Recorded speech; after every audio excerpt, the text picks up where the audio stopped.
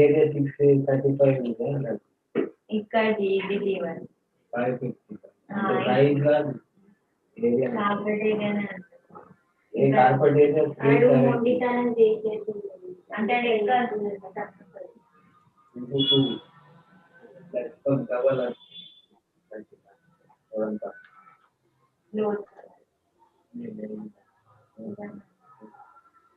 అరే నాకు లెక్కనే ఇది పోయి చూద్దామా దానికి సండేకి అది షిఫ్ట్ చేస్తాను.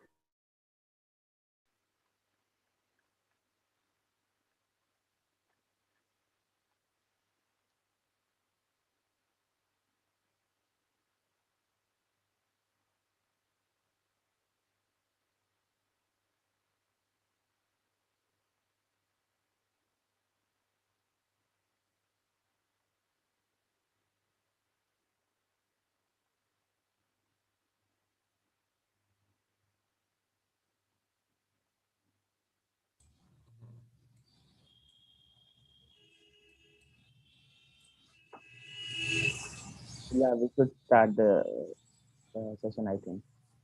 Yeah, Ravi Bhai will be presenting today, so we are just waiting for him. Yeah, workshop will be in English, right? Yeah, it is in English. Majority would be in English, but we have not yet planned anything to keep it everything in English. But yes, we will be making sure to make everybody feel comfortable. We can continue in English. There is no problem in this thing.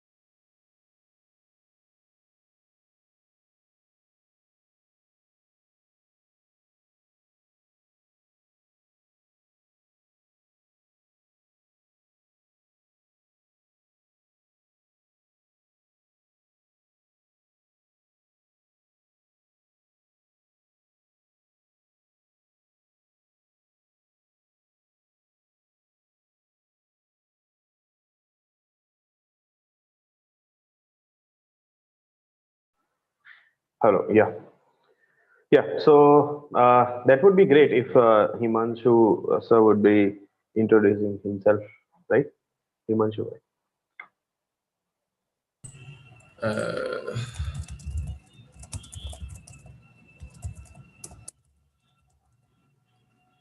Yeah, hello. Can you hear me? Yeah. Yes. Okay, so guys, my name is Himanshu. I'm currently an independent security researcher. I've been a speaker in few security conferences, and I'm really grateful to be speaking and doing a workshop here at Bsides Maharashtra. I love exploit development. Majority of the time, I spend on exploit development. I used to work primarily on the Intel-based environments, for example, the PCs, laptop on Windows and Linux. I've also done kernel exploitation for some time in the past. Before that, I was working in the domain of malwares. I've been a malware analysis instructor, as well as I've delivered a few talks on rootkits, and which covered both user mode rootkits and kernel mode rootkits. And since all these topics are so interesting that I just cannot get out of these low-level system topics. If you want to connect with me, here's my Twitter username, Ponre. Please connect. I would really love to talk to you. And as for the feedback, please definitely reach out to me when the workshop is over, so that in case we have any other workshops for future, we can improve upon it. So let's start. Ravi sir. Yes. So why we need to learn ARM exploitation? This is a this is a quote I especially love, because there is an Intel in every desktop and ARM in every pocket, which is quote by Shamil Jha. He's the CEO of company NetSquare, right? So if you learn to own ARM exploitation, like if you learn ARM exploitation, then you can own embedded devices as well, like routers and like everywhere, like other than desktop as well, right? So we have secrets in our phone, right? More than everything on the desktop, right? So let's start on ARM exploitation. So before 2010, uh, so ARM is like main processor for the Apple MacBook as well, right now. So before 2010, everyone was like behind an Intel x86, and ARM was like not so famous. And after 2015, the trend had started, right? Like people are attending ARM exploitation, and you can see the graph of ARM exploits being released. So gradually, right, it is increasing, right? Okay, so when someone says ARM is easy, I just like this face pops up in my mind, right? Right. Okay, so these are the ARM versions. No need to remember that, but just you can see that in the Raspberry Pi 1, ARM version 6 was used, and the further ARM version 7 was is used, and in the terms of Android phones, ARM version 7 is more common, right, in Apple as well. So let's introduce to ARM. Let's get introduction. It was first developed by Acron Computer, and first it was named as Acron RISC Machine. Then it has been renamed to Advanced RISC Machine. Uh, like Intel manufactures the processors, but ARM only license its core architecture design, and manufacturers these manufacture their own ARM systems, and the ARM just uh, you know uh, give them licenses for the architecture, right? And ARM is basically for the use of low power and performance, so that your there is no problem for the battery draining in your phone, right? And it's RISC CPU, that is to say a reduced instruction set computer. The name suggests that it has sort of a small range of or a small number of instruction set available, other than like in comparison to x86, right? And it's totally based on the load store architecture. What is load store architecture does mean? Load store architecture does mean that like in Intel x86, you can directly access to the memory, right? But uh, in the RISC CPUs, you cannot directly access to the memory. You have to load that. You have to work upon the values or anything, and they have to store again back to that memory. So, like if we take an example about incrementing EX by 1 in Intel 86, right? So that would be just one instruction, INC EX comma 1. But in this, you have to load your value into the register. You have to increment it, and you have to store back to the memory, right? So this is totally about the load store architecture. And ARM was like ARM is the only processor that has two modes, right? 32-bit ARM mode and 16-bit thumb mode, and you can flip between this so easily, right? So the benefit of 16-bit thumb mode is like quite storage perspective, like your binaries would be so small and easy to less expensive on the processor side, right? So 16-bit thumb mode and 32-bit ARM mode, right? We will get to get to learn about this in detail in the upcoming slides as well as in the demo, right? uh, Conditional executions are like allowed in some conditions, right? We will get to know about this in the further slides. Inline barrel shifter. So okay, what if you want to add two to EX in Intel x86, then you have to add EX comma 2, right? But in this you just you have to shift left or right, and so it's you do not need any kind of other instruction to be executed. So it is hard coded stuff, right? And right, and ARM is fully aligned memory access, right? So you you can see that in the Intel x86, like NOP is 1 byte, and other instructions are 3 byte or 4 byte. But in ARM, it's totally 4 or 8, right? So by Indian data, uh, you may know about this little endian and big endian, right? So in the ARM, you can you can manage or manipulate your data in the both endians, right? Uh, till now, I haven't seen any big endian data, especially for me, right? So let's see. Basic feature of ARM, right? First, ARM instruction set is very small compared to x86, and most of it is done by 37 registers, of which 30 are general purpose. One is program counter, one is CPSR, that is current program status register. You can think of it as eFlex, and for program counter, you can think of it as EIP, right? And five SPSR, save program status register. I haven't encountered this yet, but these are the available registers. The second thing about a feature of ARM is instruction length is fixed, 16-bit for thumb and 32-bit for ARM. Uh, Third is data must be moved from memory to register before being operated. That is to say, load and store instruction can only access memory, right? Fourth, that is every instruction can be made conditional, right?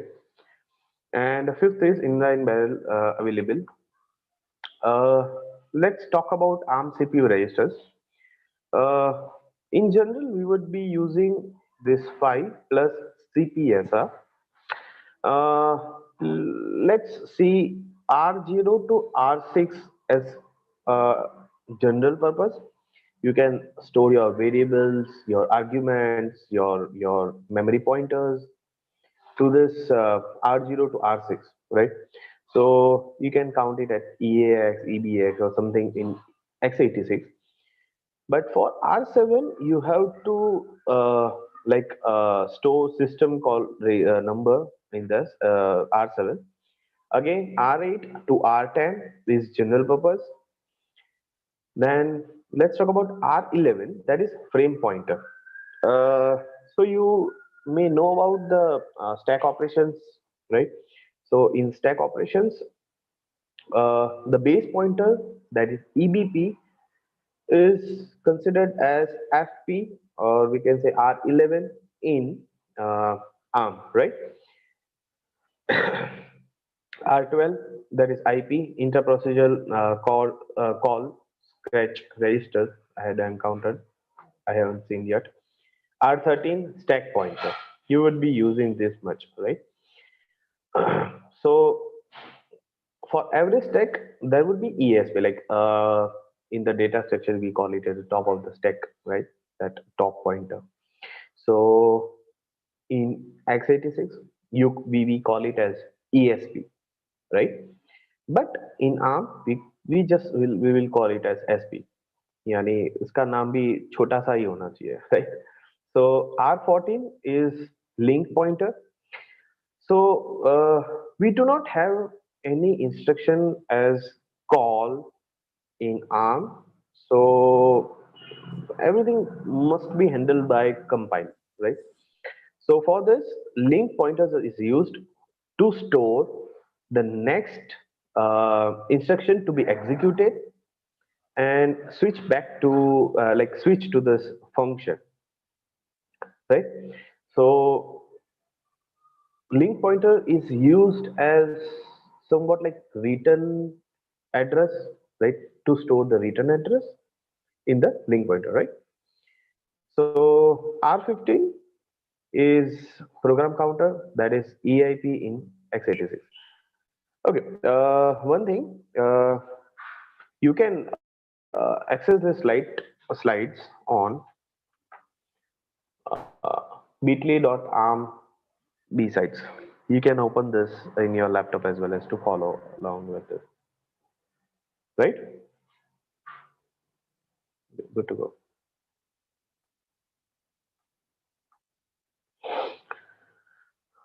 Okay, this has been explained in detail that R0 to R12 are used as a temporary, like used to store value for the temporary purpose or point to the memory.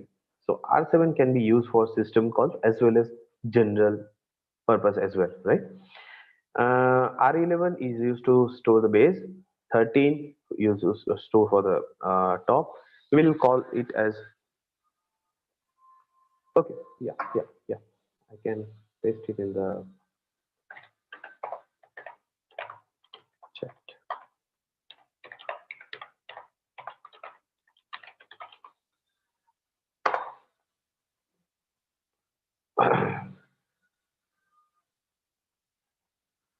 Okay. So yeah, so we will again remember this by FP, IP, SP, LP, and PC, right? FP for print pointer, IP for interprocedural call scratch register, SP for stack pointer, LP for link pointer, PC for program counter, right? Uh, so link register, okay, when we want to switch to a subroutine, right? Then how will program will know okay, means how to return back to the next instruction to follow along this whole program, right? So for this in Intel X we have RTN, that is written, and that written address will be stored in the stack only. But in this, your next uh, you know, yeah, your next instruction, that is to say PC would be like program counter would be pointing to the next instruction that would be copied back to LR, right? Link register. So it would be something like LR equal to PC. So PC would be PC would be pointing to this PC would be pointing to the next instruction, and that value would be stored to LR. But there is some mysterious behavior about PC. We will talk about this, right? So it would be something like minus 4, right? But let's talk about that later. Sorry, 2. Okay. Okay. This R15, that is program counter, is automatically incremented by the size instruction being executed. That's obvious, right? And size is 4 byte for arm and 2 byte for thumb. So whenever we would be branching, we call like uh, in the jump, like let's not call it as a jump, but let's call it as a call to subroutine, right? Branching will be like call to subroutine.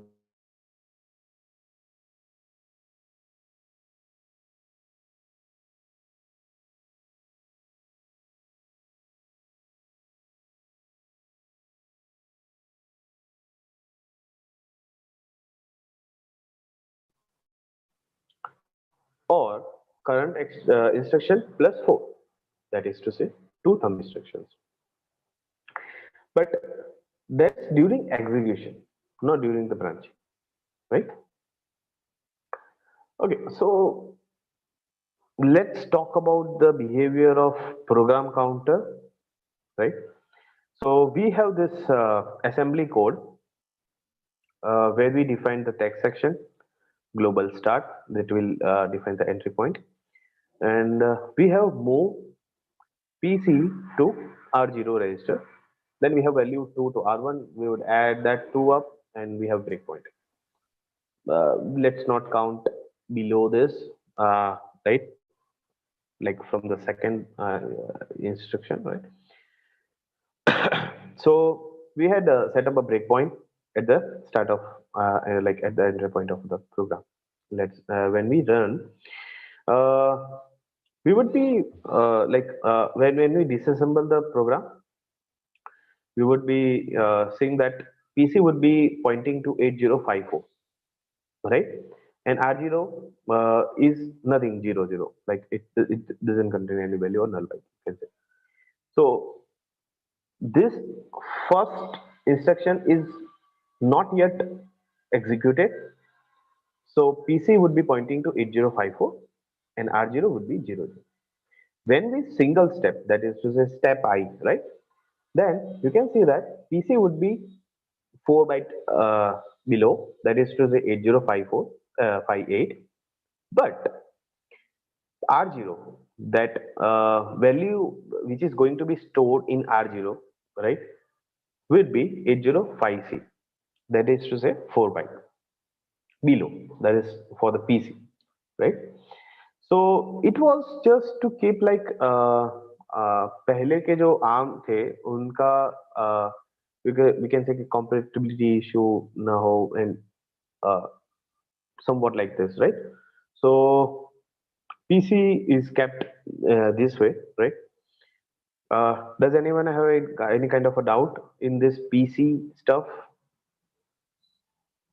Waiting for your reply. Does anyone have any doubt? Okay. Great. Yes, not clear. Can you repeat? Okay. Okay. Okay. So the one thing is you are going to encounter this in the real stuff as well, but let's talk again. We have made a assembly a program, right? There are just 4 lines in there. We had added a breakpoint. So ये breakpoint पहले hit करेगा, right? This breakpoint is going to be hit, and we had just see the disassembly of the program. We would see that first instruction is move R0, right? PC and move R0 comma PC. The value of PC would be stored to R0. But when we execute the single step, that is to say step I in GDB, right? Then we would notice that PC will contain the next instruction, that is to say R1 comma #2, or we can say the value of 2, value 2 to R1. But when we see the R0, it will contain uh, yeah, 4 byte to the bottom. So 2 byte plus 2 byte, that is 4 byte. That would be of BKPT, right?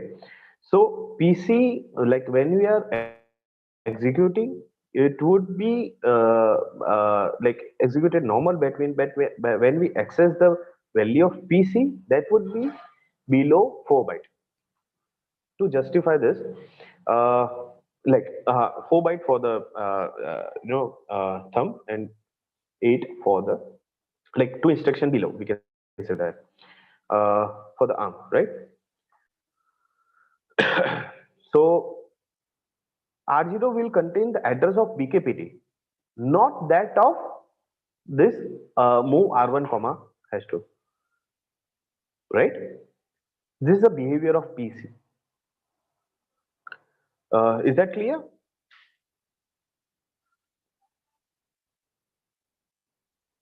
Is that clear? You guys are benefited by Zoom chat, so use that. Okay. So should I move ahead? Okay, nice. I got 2 replies. Okay, so PC relative addressing. Okay, so let's imagine some kind of stack or so, right? Not a stack, but program, right? So we have address 8100, 8104, 8108, 8106, 8110, and this is literal pool. So what if we have something that is not, that cannot be allocated in the fixed size? We talked about this fixed size, right? uh, and that cannot be allocated.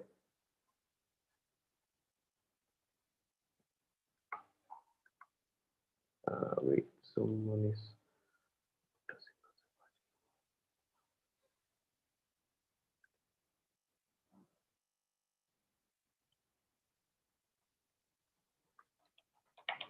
address of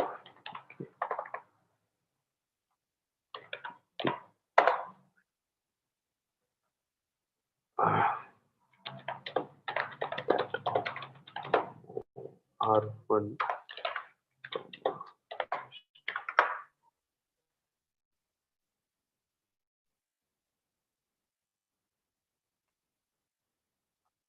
Okay, so we would store in the literal pool, right?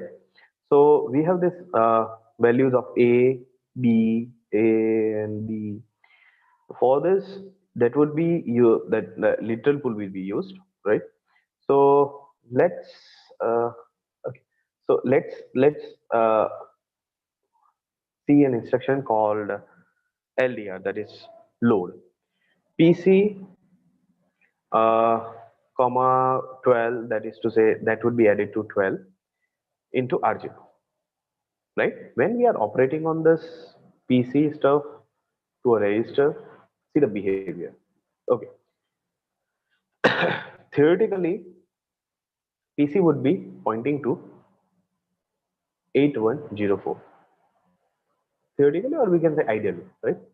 But what it is in the ARM stuff, PC would be uh, having the relative PC address, that is to say 2 bytes below, right?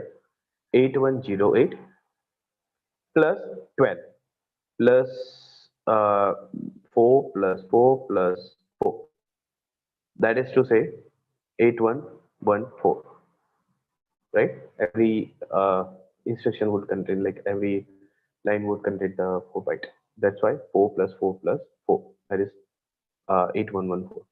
So R0 will be storing the address of 8114.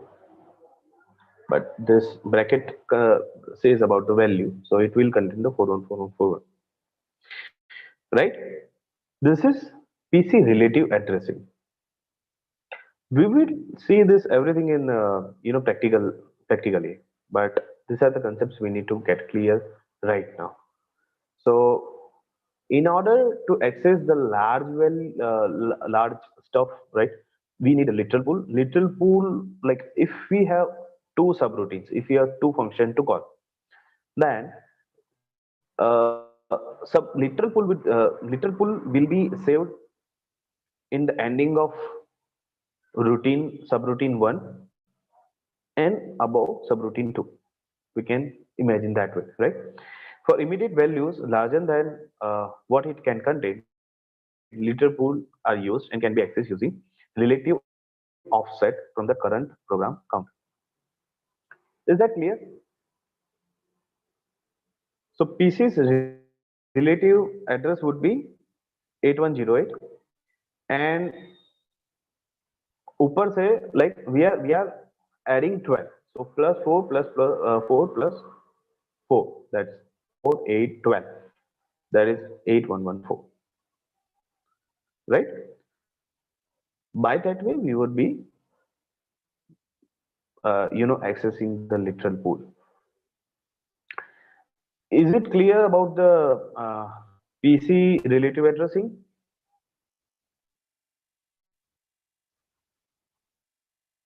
This is much needed, huh? That's why. Okay, let's move.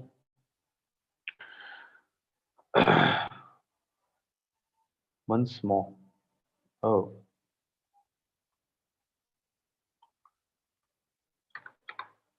okay. So let's imagine a program that is to say load uh, program count, like load program counter plus 12 to R0.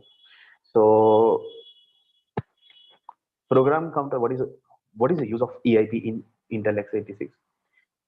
To point to the next instruction. But in ARM, PC would be having the relative PC address.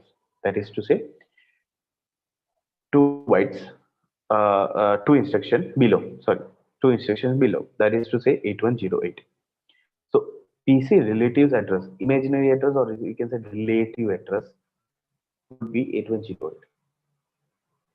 In that, we are adding plus 12 to access the literal pool. Literal pool will contain the data.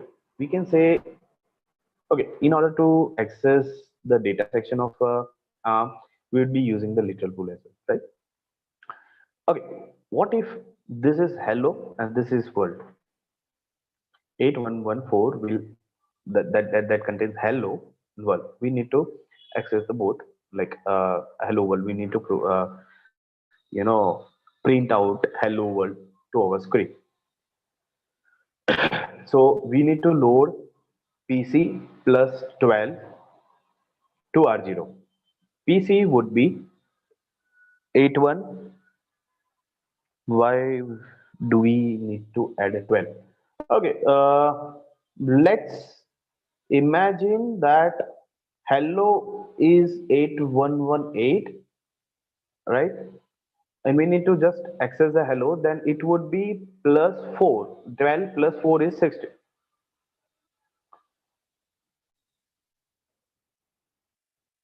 Right? So, or we can say above, like 8110 that contains hello and 8114 contains what? So we would be just having PC plus 8, right? It's just we are adjusting a calculative number in order to access that literal pool. Nothing there. 12 is just about this. We need to clear the concept about the PC relative address. PC relative address would be 2 bytes, two instructions below. That is to say 8108, right? But by the PC relative address, we are not going to access the literal pool. So we need some arithmetic operation on that. Sorry. So we need some arithmetic operation. So that would be plus 4 plus 4 plus 4, that is to say 12. So when we add PC with 12, that is to say relative address, that is 8108 plus 12, we would be accessing literal pool, and that would be loaded into R0. That's it. Has someone unmuted?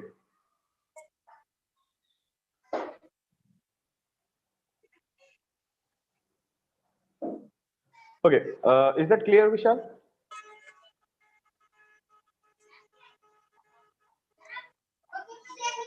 Okay, please mute yourself, the one who is unmuted. I need to check.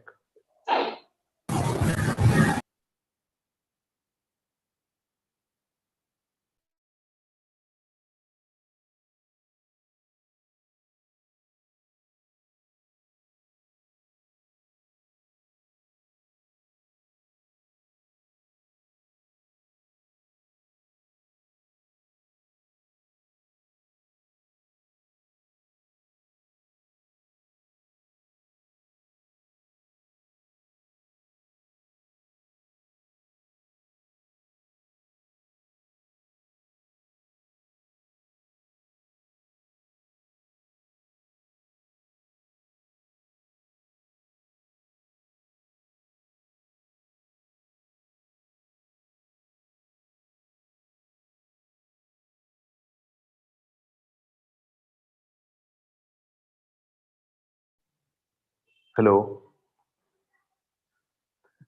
Okay, so yeah, so we had encountered E flags in x86, right?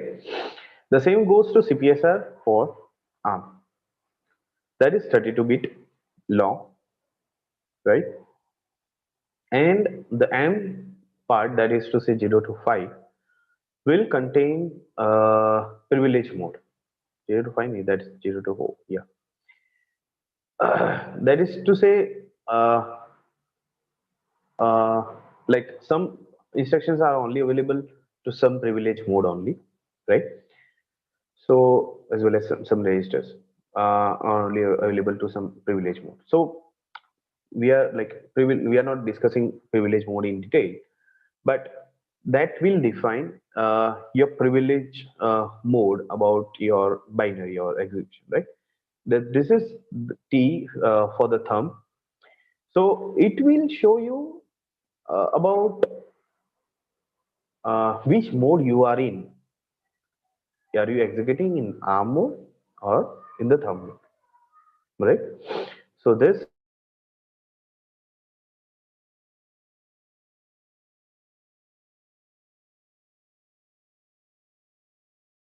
right, and E for the Indian, we are not practically going to operate on this day. That's why we just care about this T flag and flag Z flag, that is to say negative, zero, carry, overflow, or underflow, right? And we have a special bit called Zezel, and ARM was designed in such a way that Java bytecode can directly run on the processor level. If it has been done so, that Zizzle byte would be turned on, right? That would contain one. So, sorry, but I had never encountered such program. So it's just theory for me and you as well, right now, like as of now, right? And for this negative, when we have any arithmetic operation and the answer would be negative,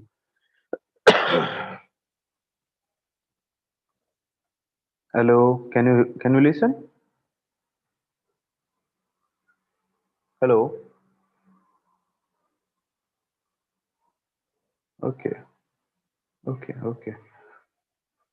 Okay, I don't know, but it had shown me that My internet has been unstable. Okay, so negative bit would be turned on the same way that was in the e-flex in x86, right?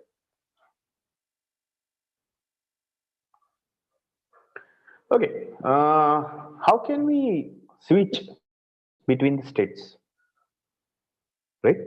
Because we have two states, ARM and thumb mode, right? So when we use the branch instruction, that is to say branch and execute, exchange, sorry, or branch link and exchange, we set the destination register's least significant bit to 1. Okay, so this is somewhat theoretical right now. You can just mug up, right? You can just remember this slide. We would be using this exact thing in shell coding to denullify our shell code, right? In order to uh, switch between you know modes, we can say arm mode to thumb mode, right? We need to set the least significant bit of destination registers by 1. Like, okay, what if we have 6060, that would be arm 6062, 6064, 6068, that all will be in arm, but we need to forcefully enter into thumb. Then we would be doing 6060 plus 1. That one would flip the thumb bit of CPSR, right? And we would be switch into the thumb, right? This can be achieved by adding 1 to the offset, or okay, 5530 plus 1. You may think that it could cause alignment issue, but uh, since instructions are 2 or 4 byte aligned, uh, it's not the problem, as processor will ignore the least significant bit, right? And it will flip the thumb bit of CPSR and will proceed, right? Okay, these are some ARM instructions. Uh, okay, before moving forward to ARM instructions, let's have a 5 minutes of a break. And those who are accessing the slides, you can go through from the first slide to the one we are on the 50, right? So uh, I need to have some water and let me get right. Till then, please revise. I'm coming back in 5 minutes. Is that okay? Yeah, sure, sir.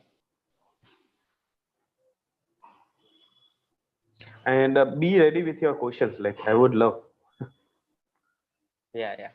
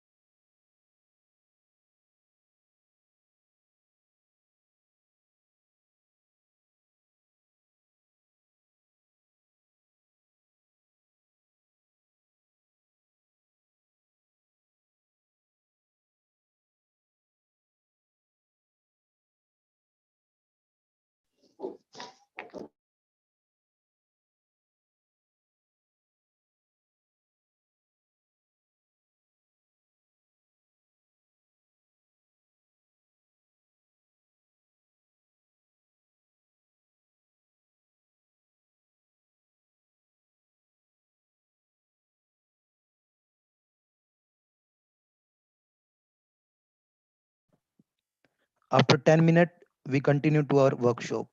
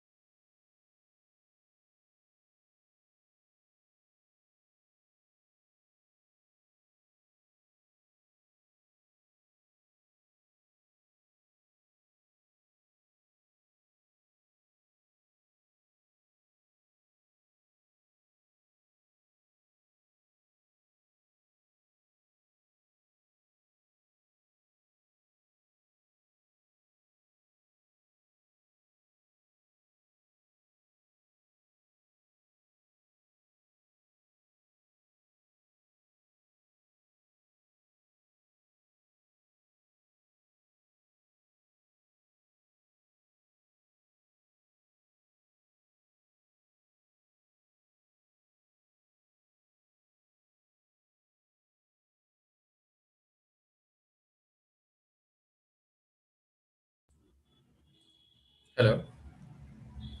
Hello. Can you hear Yes, me? sir. Yeah. Okay, great. So let me explain. See, the thing is, ARM is not only limited to smartphones. ARM actually has three different types of processors. A for the application style, which are primarily being used in mobile phones. M for microcontrollers, and microcontrollers are used in almost any industry. Microcontrollers are present in a lot of electronics, cars, I think fridges, refrigerators, and any other thing which performs some automated action, right? So the M series is for microcontroller, and then there is R series. R is for real time processing. So operating systems where you need real time, for example, let's say controlling the car brakes or something, which requires very precise format or very precise control over the actions, and they require very predictable timings. For example, in a normal application or on a normal microprocessor, let's suppose talking about your laptop or computer's microprocessor, it wouldn't change much if any instruction takes, let's say, more than one cycle, or let's say if a single instruction, if a particular instruction was executing in n cycles, and let's say if that instruction, due to some reason, maybe there is some load, maybe there is some heating, maybe there are some other things going on in the system at that time, that instruction takes n plus 1 or n plus 2 cycles to execute. So there really is no harm in that thing, but if we cannot risk it on real-time operating systems. So the ARM R series is for real-time processing. And yes, 64-bit processors are being pushed on the A series. The reason being, everybody is competing for higher specs, be they mobile phones or even laptops.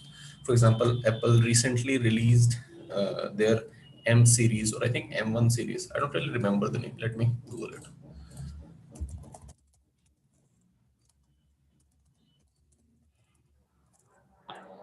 Thank you, sir. Yeah. So okay. So Apple just released M1, which is supposed to perform much better than the Intel Skylake. So they say that Intel was not up to the performance they were asking for. And that is why we are focusing on a base model. It's the same thing as, I won't really say it's that same, but it is similar. For example, when you learn about microprocessor design in your college, you learn about 8085 and 8086. You can say that we are on i7 or even i9, but at the end of the day, the 8086 instruction set is pretty much the basis for the future Intel generations.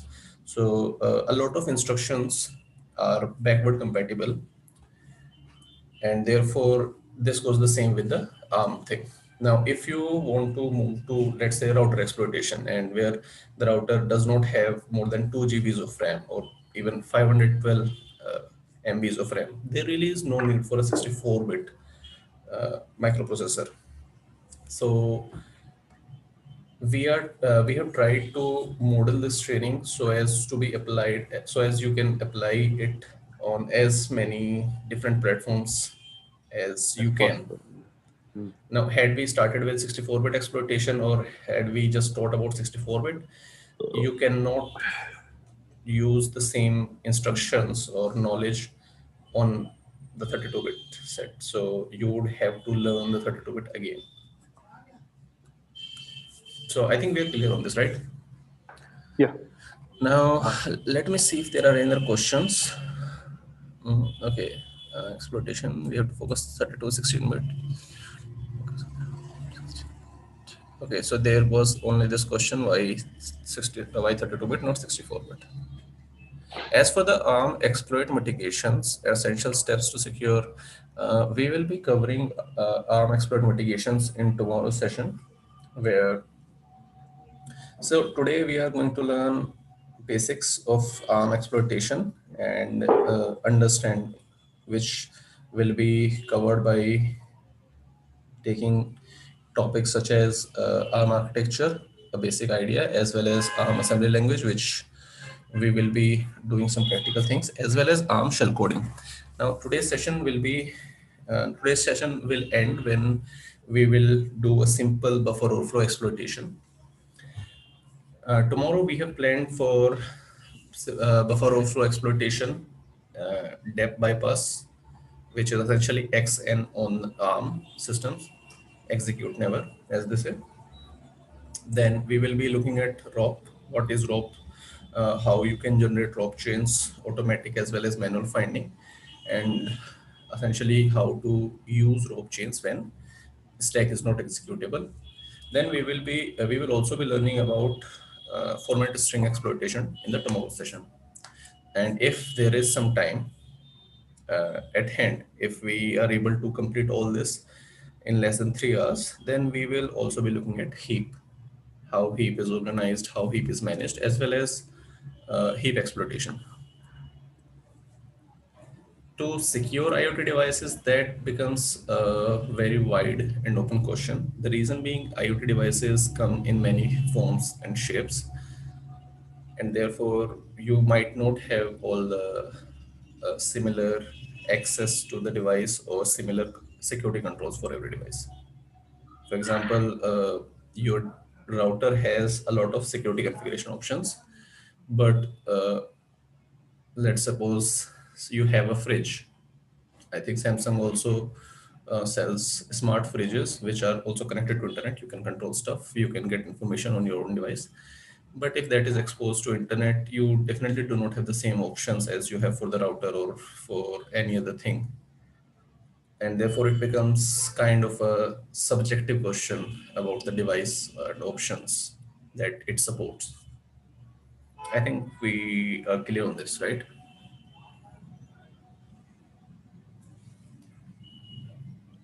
Yes, sir. Okay, cool. So let's see if there are any other questions.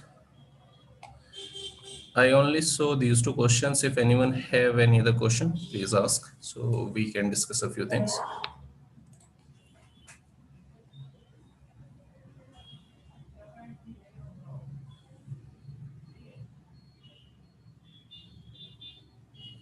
I don't think there are any questions. Ravi sir, start karte hain. Yeah, sure. So I'm muting myself, okay? Yeah, sure. So, okay, that was all totally clear.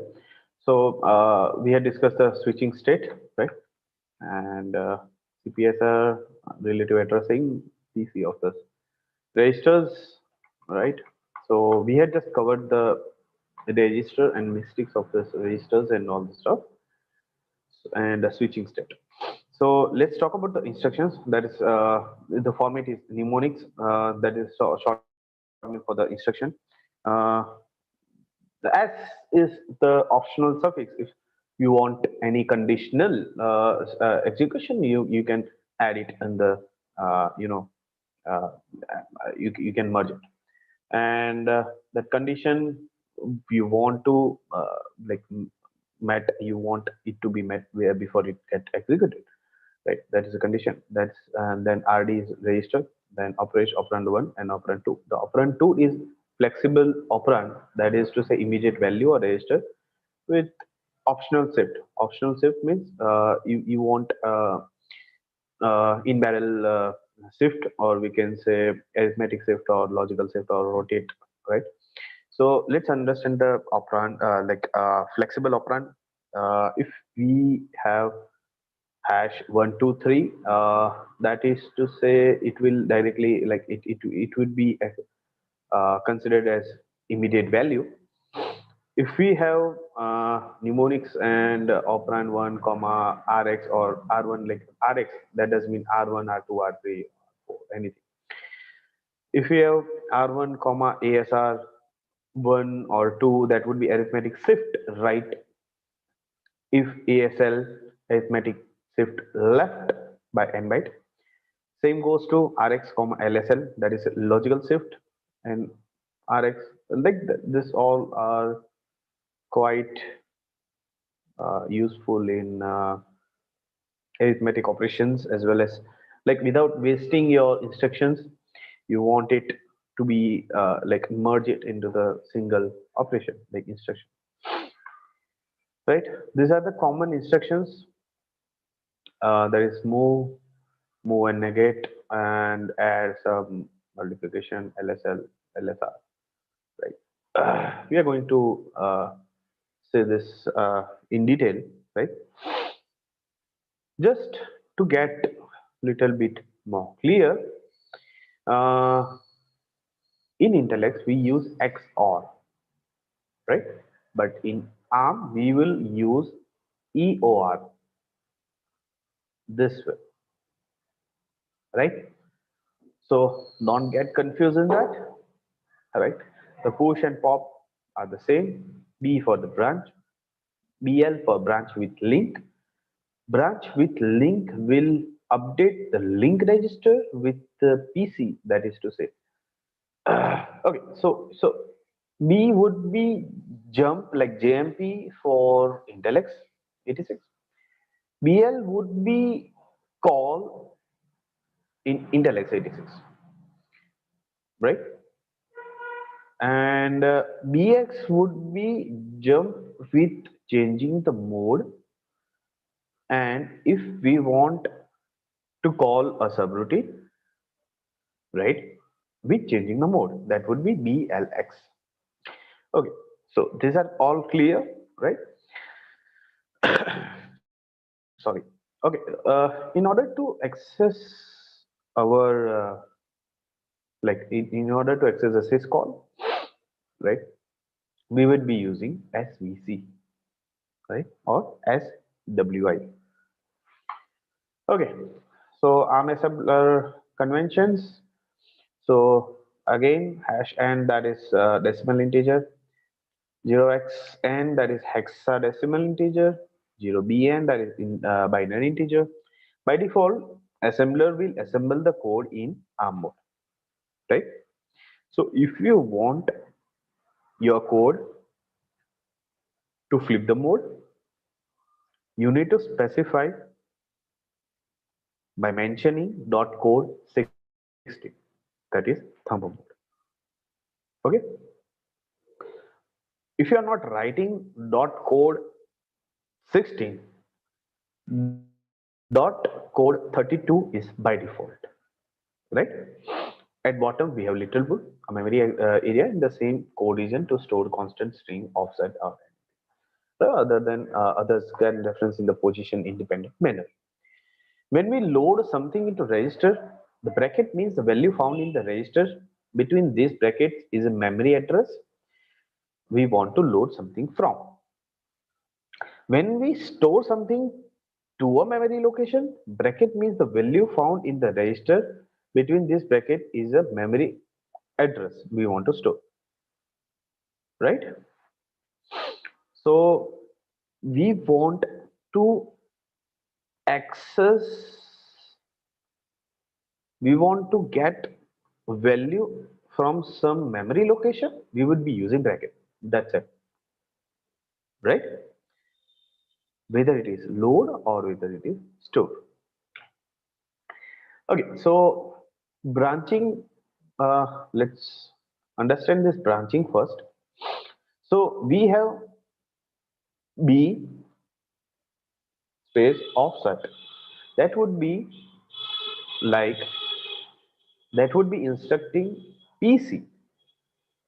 That would be instructing program counter as program counter equal to program counter plus offset. The offset we want to branch to, or we can say the subroutine. BXRM, that is branch to and branch and flip the mode.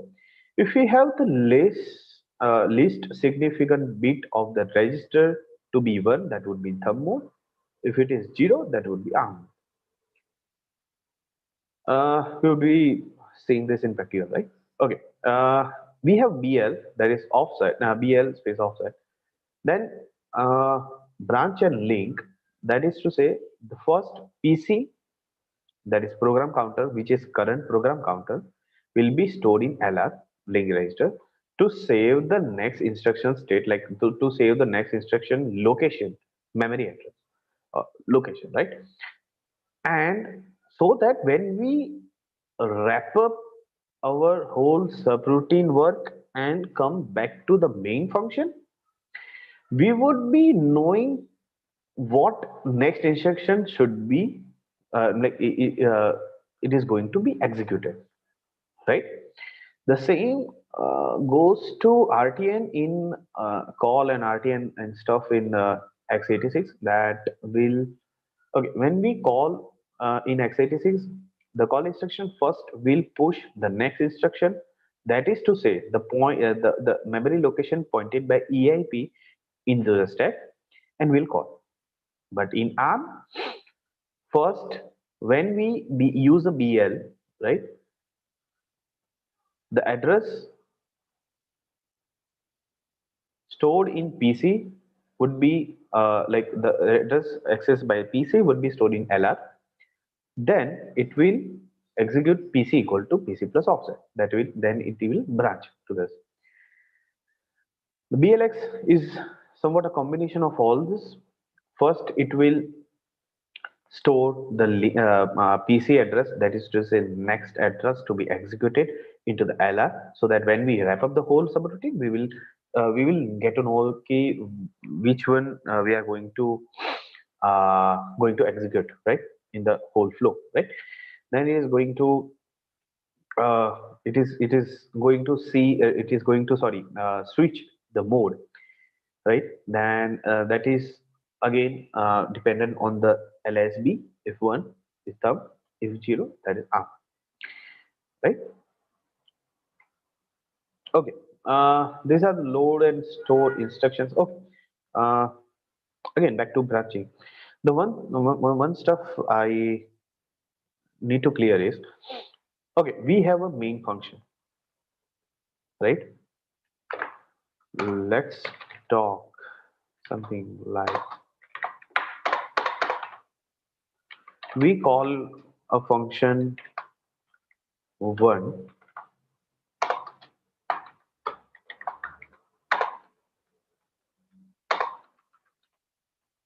then we have function 2.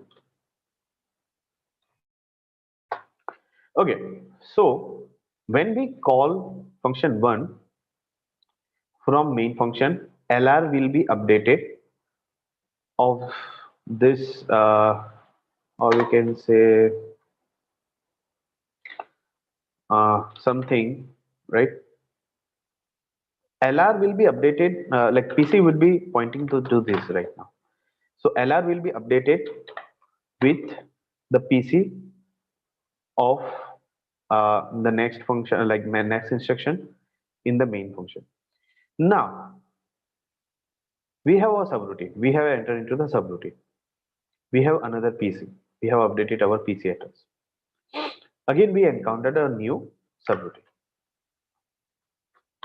right?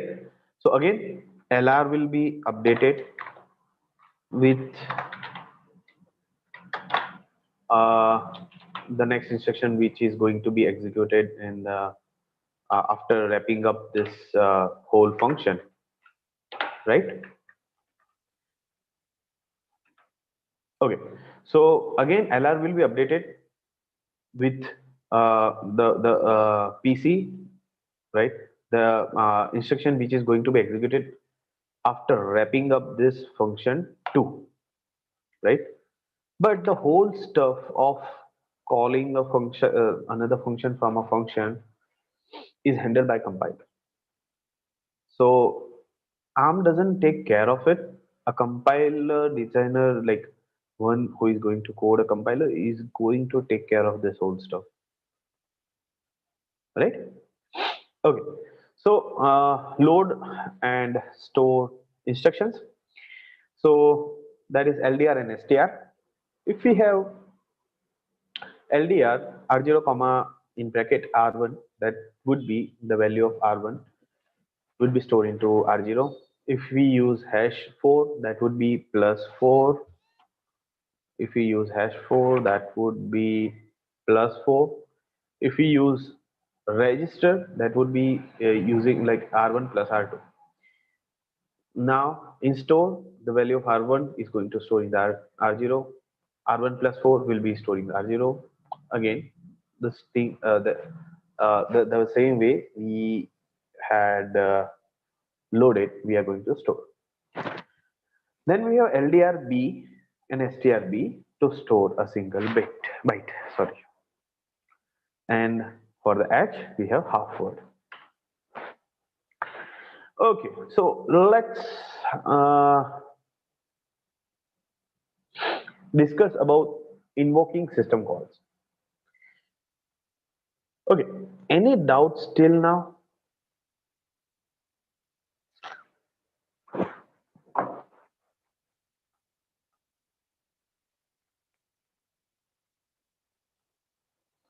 Any doubts till now? Okay. Okay, great. Now we are discussing about writing, assembly code. So that is something like when we are going to call our system call. We will be having some arguments, or we can say parameters, right? So we can store those parameters in the general purpose register. We can say like we have a parameter of 0, right, or 1. Then we are going to store in the R0. We will use this system called number in R7, and we will then invoke our system call, that is SVC 0. Return value will be stored in R0. We can access SVC with value 0 as well as 1, right? But we have been taught as 0 as graceful exit or something, but both way works great, right? Let's have assembly code for write. That is when we want to print out std out, we will be storing the value 1 to R0 in the general purpose register. We would be having a string in the data section.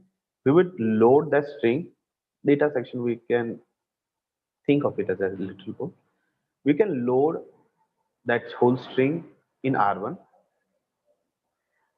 We will store the length of the string in R2. We will store the value of a syscall number, that is 4 for write, in R7. Then we will call the syscall. So this is all somewhat theoretical, right? And theoretical से अपने थोड़ा पक चुके हैं, right? So let's have practical, right?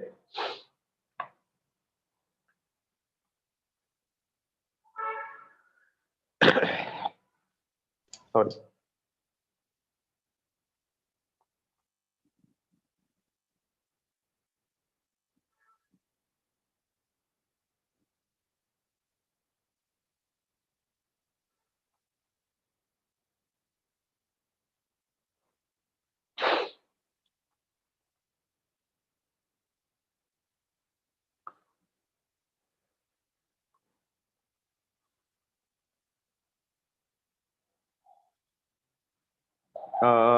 Does everyone have Azarea lab?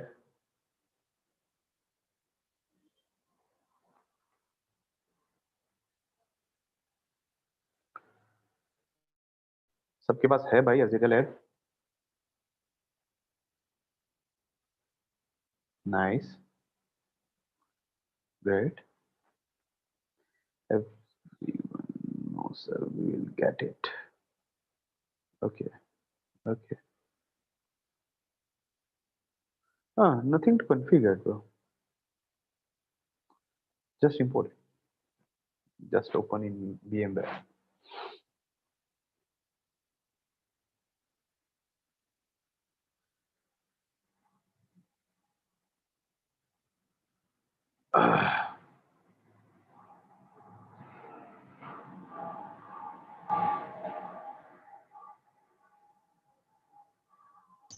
It's already mentioned in this, lab.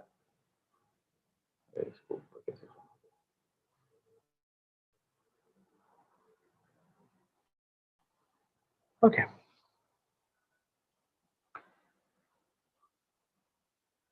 Let's simulate Raspberry Pi. Let it go down until then.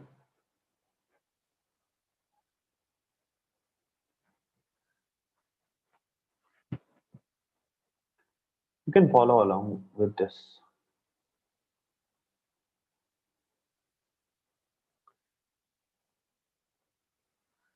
I don't know, I'm quite fast or slow. Uh, so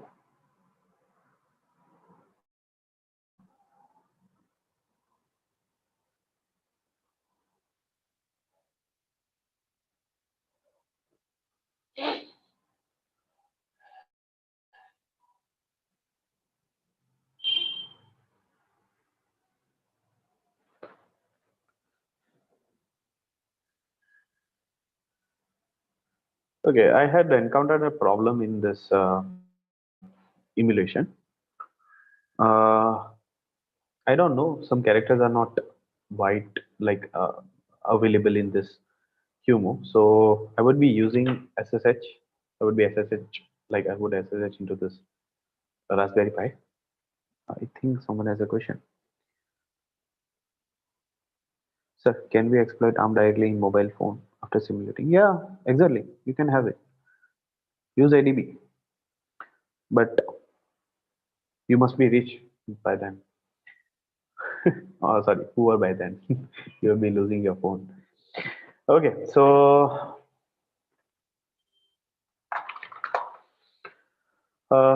we would be having a code in assembly. That's the whole point of using the emulated environment. Okay, so let's see a program called write.s.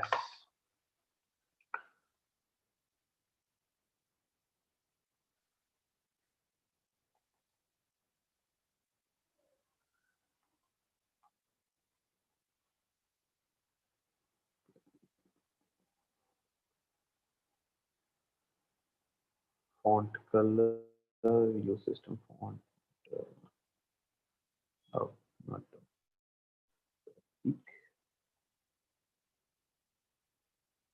Is it visible or should I increase the font?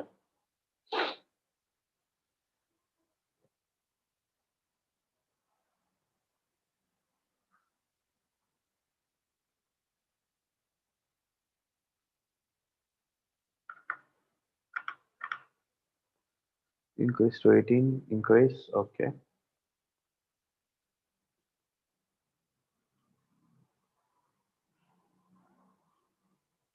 Okay, increase to 18. My God.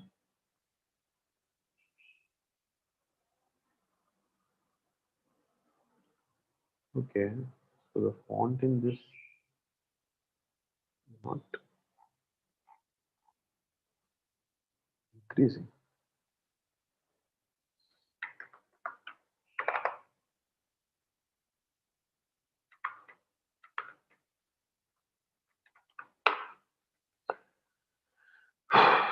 Nope.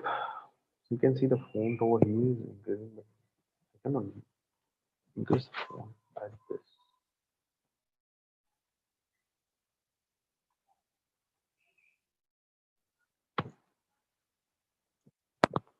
Let's try Control plus plus.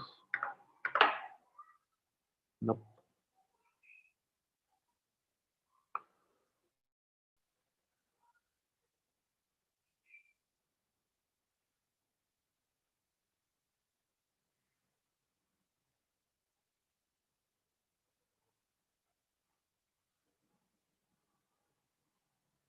Ah, nice.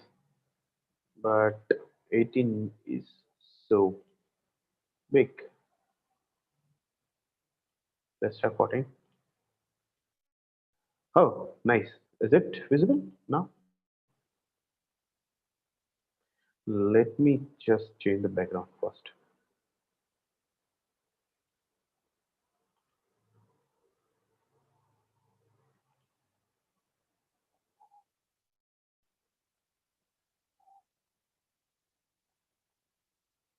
Yeah, sorry.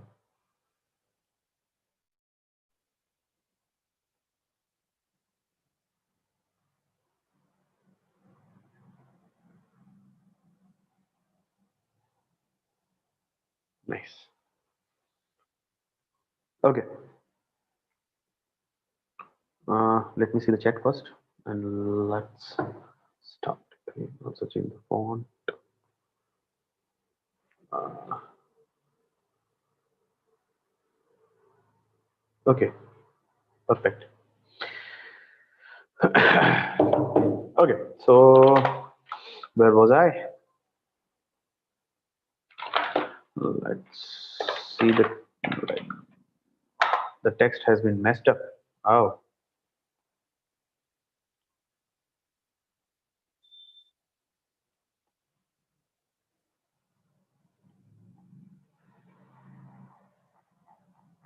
sure.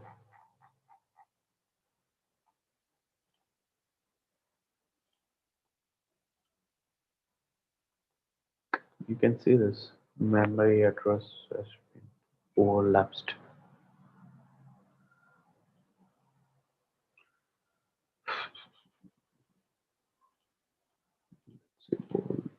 No, quite disgusting. Yes.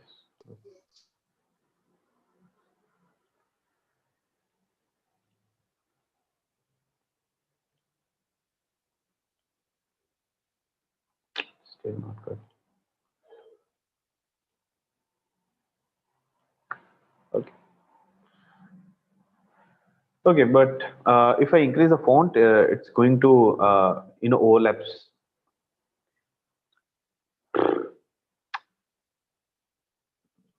Just I can just increase a little bit.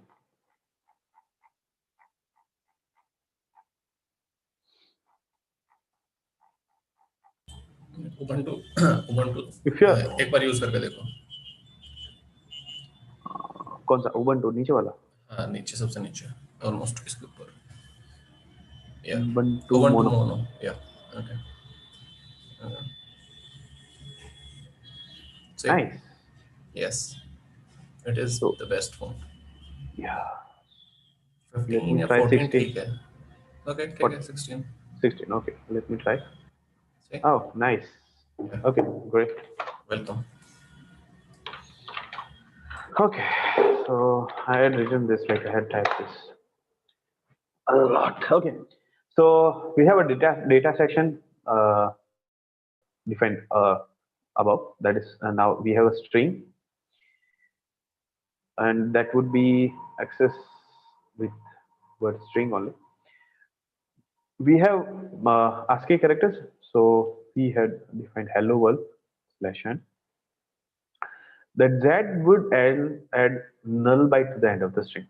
This is Z, right? This after string is going to calculate the size of the string. Dot set size of a string, comma, like it will going to assign the value of the whole string length, right? So we will refer by after string minus string, simple as that, right? And however we increase uh,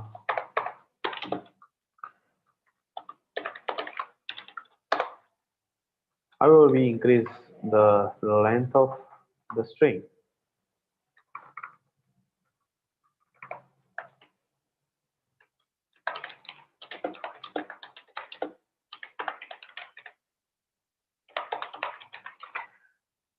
the size would be calculated at time.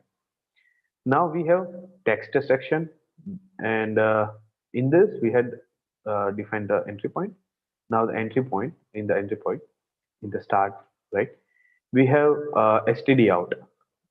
We had used one for the std out, and we are moved to r0, the one we saw on the slide, right? Now we are going to load the address of string, right, by using the string, or right. Then we had used r2 as a size of a string, hash size of a string, that we that will access the value of size of a string, not the address, right? So we'll use hash. Now we had use you know 4, because syscall number 4 is for write, and SWI to invoke the syscall. We had exited with syscall 1 and SWI 0. The address of the string would be accessed with in the word, it's a word, right? So if it would be half word, that h word would be used, and we would be using this string, right? So let's compile. We'll compile with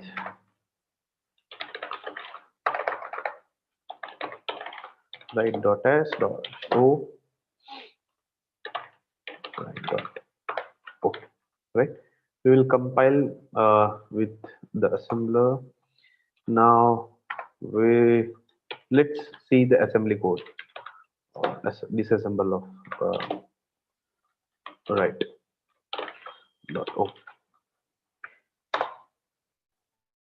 right? The whole disassembly of this program. Let's link. Okay, one thing, we would link this without any specific argument or right parameters, but we will be using dash n in the further, like while we are shell coding, we are writing a shell code, right? So but that is right. Now execute, right? Welcome to ARM Exploitation. Oh, nice. So in an order to copy the binary data of write, this write, like the binary data of this write file, we'll be using obj copy dash capital O, that is binary. Then we will be giving the file name, that is write, and we will give another file name that will contain the binary data, right? Okay, so when we cat obj copy, it is going to be binary, so it is not printable, right? So we had written a Python program to convert that into hex, right? That is hex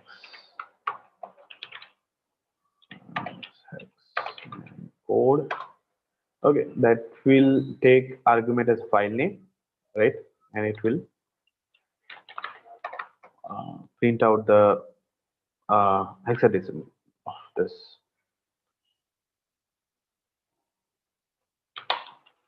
obj copy. So we are going to encode this binary file, that is bin file, in hex. Why am I using cat, bro?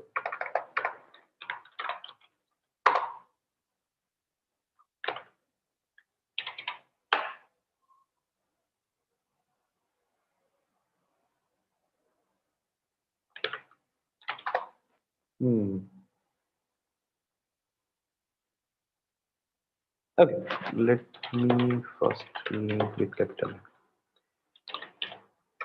as an encounter right now.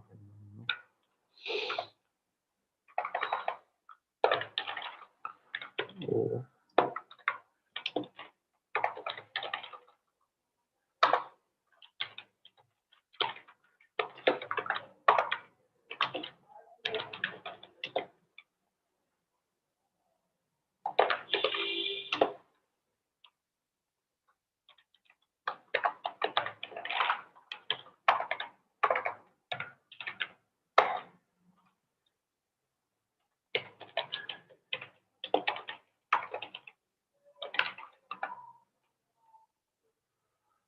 that is object underscore right. Nice. Okay, so the this and capital and will, okay, without dash capital and, it is going to mark it as read and execute. But in order to make our shellcode write on like make it write executable, then we have to use dash n. You can see the man page, right? Let's ignore. So we would be getting the shellcode like this only, right? Okay, so let's go to shellcode. Okay, so let's write our assembly program in order to execute bnsh, right? So let's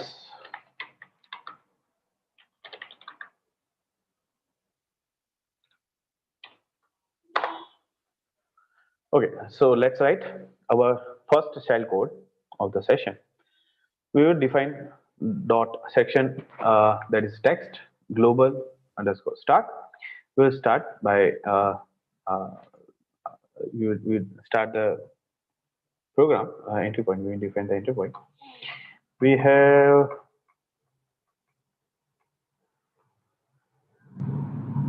I had not written the arguments. So okay, so let's see. Okay, we are going to add PC plus 12 into R0. What will be the relative PC? Can anyone say this? Okay, so relative PC will be over here, 2 instructions below. Sorry, here, right? So in order to access the path of the binary, this is plus 4, this is plus 8, and this is 12, right? So when we are going to store the path or the value of the path that is being asset, we are going to use PC plus 12, right? We have defined bean asset with null byte. We are returning the ASCII. These are the two arguments which we are going to use as a null, right? We are going to invoke execv, whatever, and we are going to invoke the syscall. So this is how you are going to use the PC relative addressing. But okay, so everyone got to know about how we are using, where we are adding PC plus 12 only. सबको पता चला?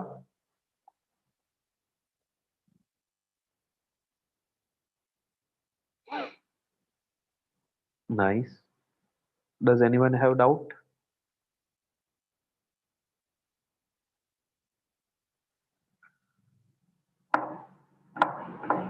waiting for some people to reply. Okay, so no one has a doubt of writing the shell code. Okay, okay, great. Okay, so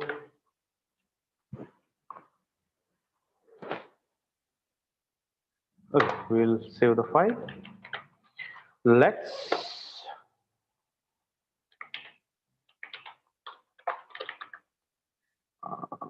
link, sorry, assemble this file to execv shell. Oh, right. We will use ld dash and if you are if you open the ppt, I have already given the reference right in this. Where is it? Yeah, capital N, right?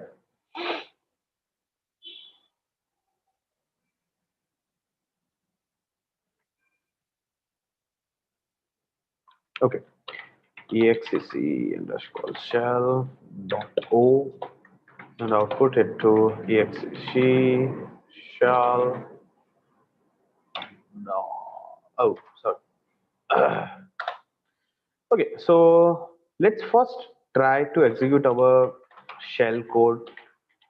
So we'll let's troubleshoot कि अगर इसमें ही problem है, if you are not going to get the bean sh being executed, then we have the problem in our shell, right? Okay, we are in, right? We had executed the bean sh. Now let's see the dump assembly of exec shell dot. Oh, okay. What is the problem in this shell code? Can anyone say this? Hello. Listen from you guys. What is the problem in this shell code? We had executed the shell code. Then what is the problem?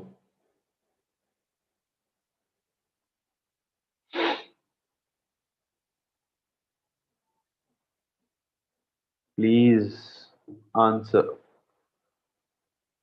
Like those who have already been into the Intellex 86.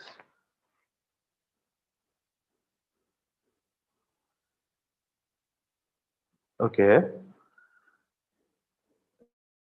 We didn't got root shell. You need to find the kernel exploit for this.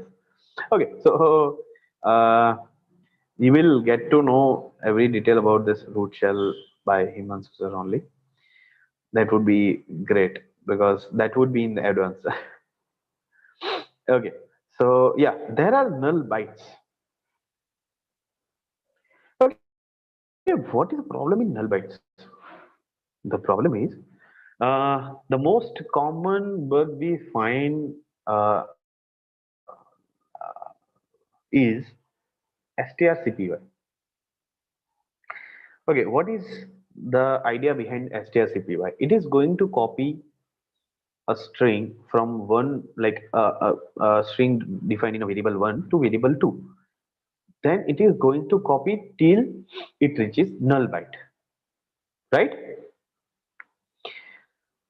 If we are pasting our shell code, or we are doing buffer flow, and we want our shell code to be executed, but we are not going to copy the whole shell code because it will terminate with the first null byte.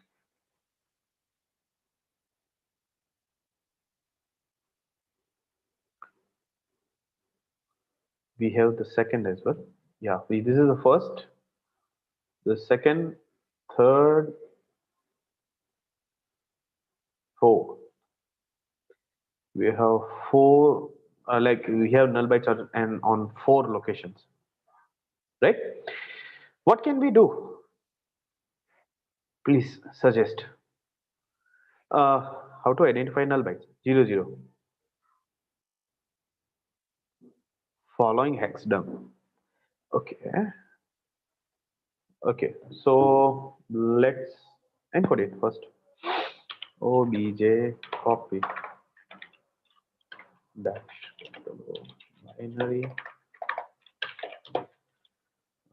We are using this at a shell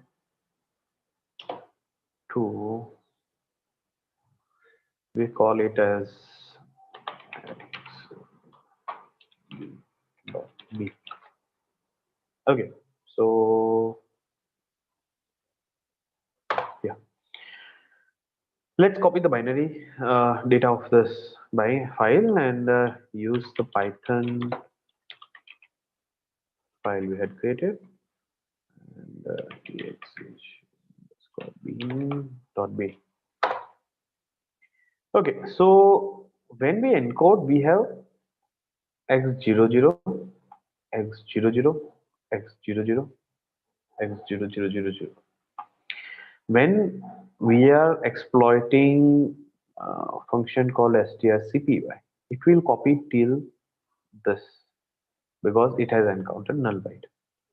So the main whole purpose of writing this whole shell code is ruined because whole shell code is not going to copy, because strcpy is going to copy till 0c. So again, we are not going to execute our shell bin sh, right? The whole purpose would be ruined if we have null bytes. Okay, what if we do not have a null bytes over here? Then we are going to like our strcpy is going to copy till this. So we have lots of null bytes in this. So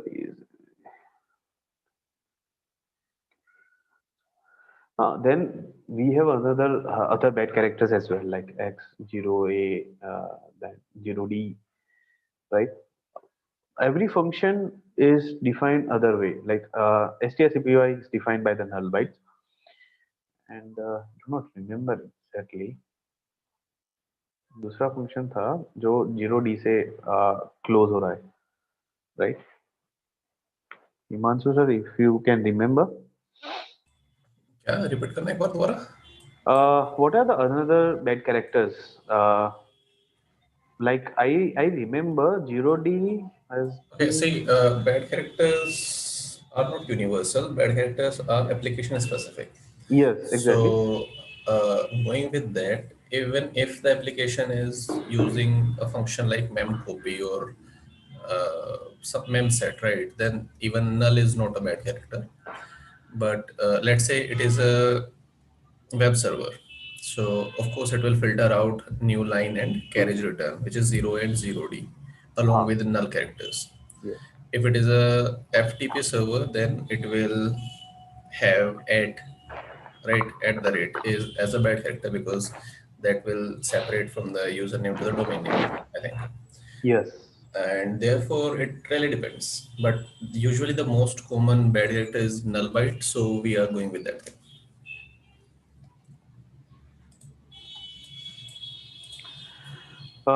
Is that clear? Nice.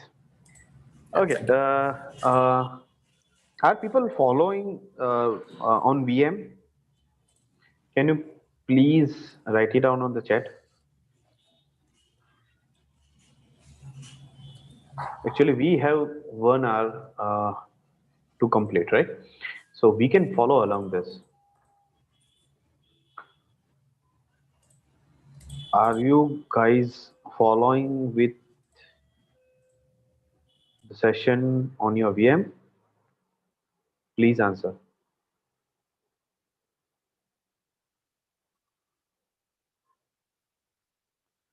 Okay, nice, nice. Guys, Okay. the whole point of the workshop is to follow along. Okay, so you can write down this whole code. Is it visible? If you can write down this whole code and you can, quickly assemble and follow along. I'm giving you 2 to 3 minutes, right, to copy this whole. Till then, I'm coming back.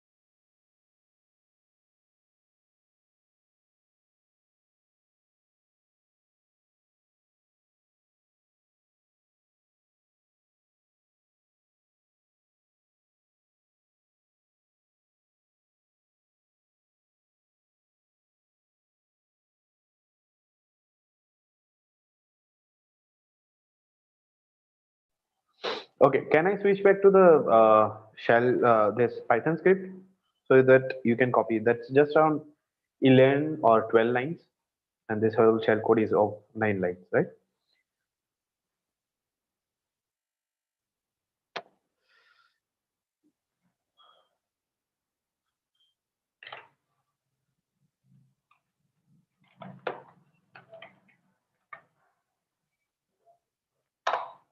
Okay, you can write down as quickly as possible.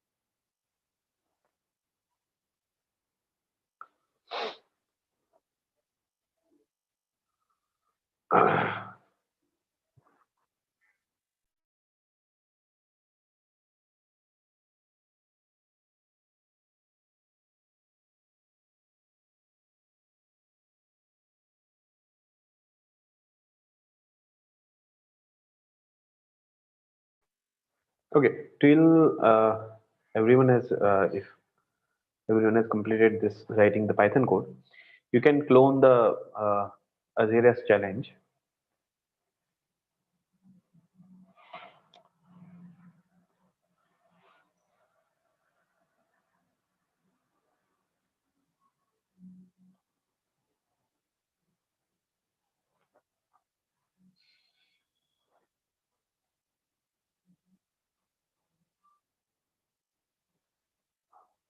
Not going to copy.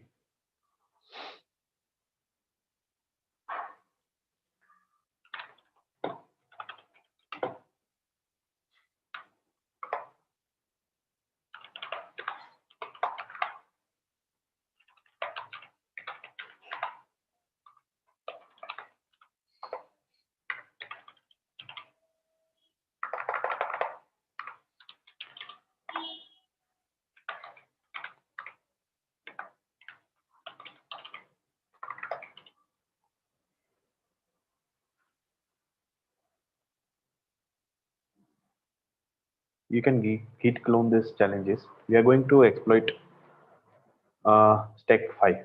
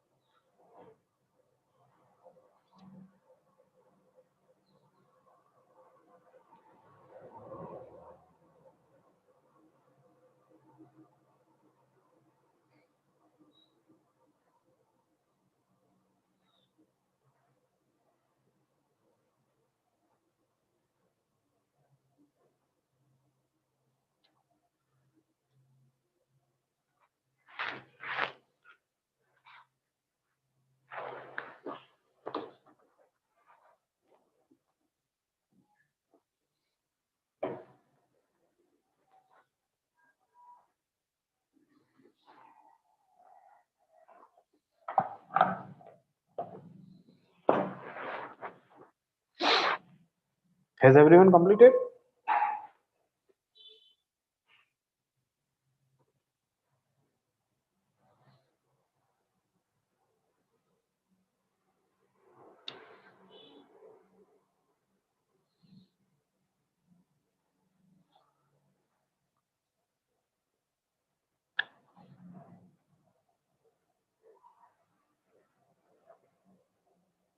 Nice.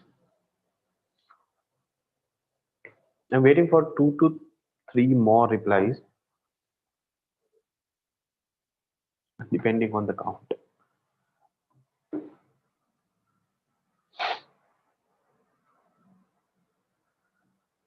Okay, let's wait for 2 minutes.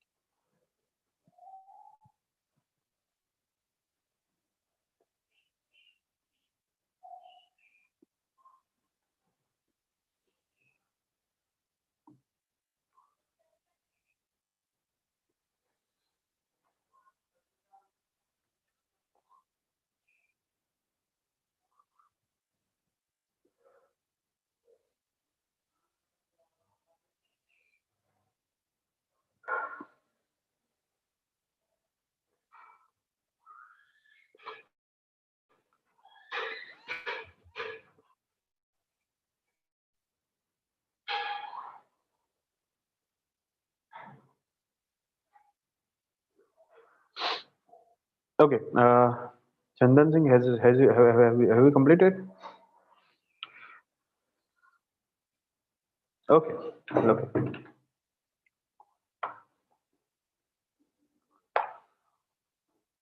let's close this.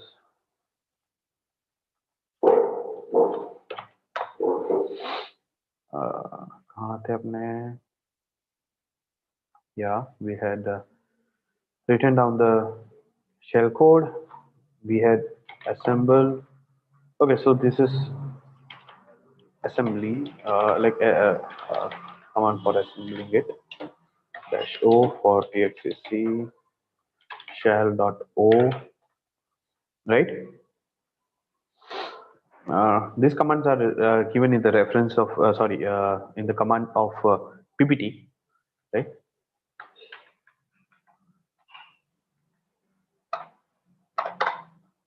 Okay, let's now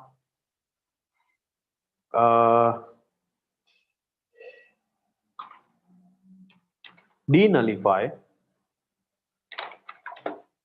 our shellcode.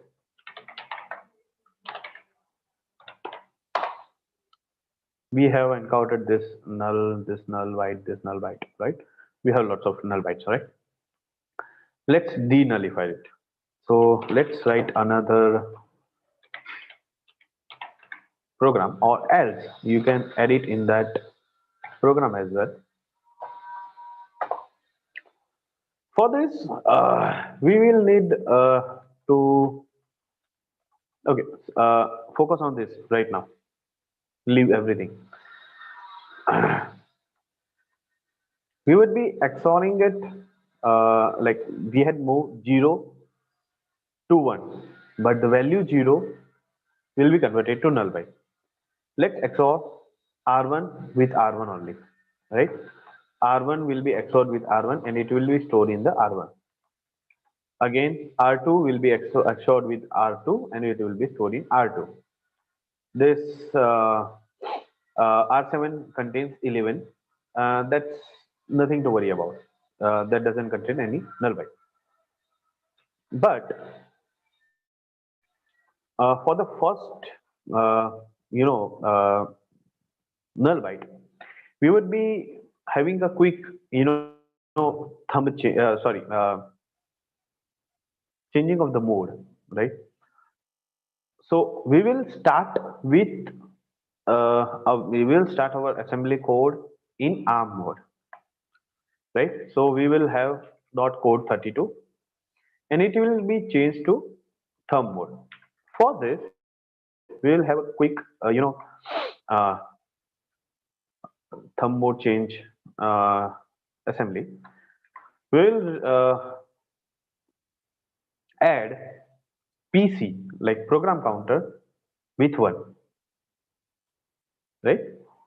So our reflective program counter will be over here to add, right? And we will branch and exchange. Branch and exchange will change or flip our bit to thumb, CPSR bit to thumb, so that we can execute our program in thumb mode. So we'll use BX and we will call this R3 register, right? That will eradicate our first null byte. So now we are going to add program counter with 8. Why 8? Let's see.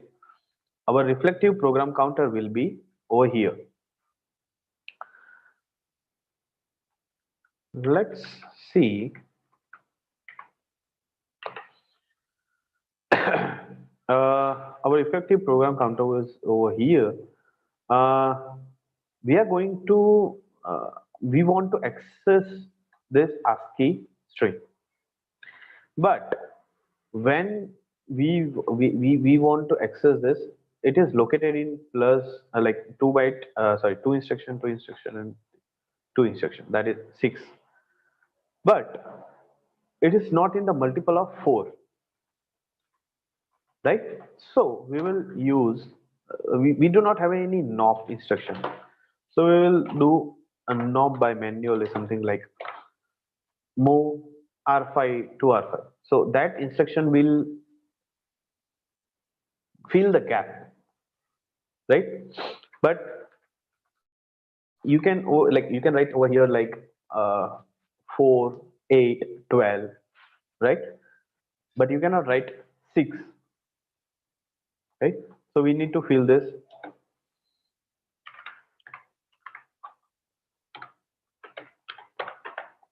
with somewhat knob byte, or but we do not have any knob. We do have in x86. So we'll move R5 to R5. Will this count it as invoke syscall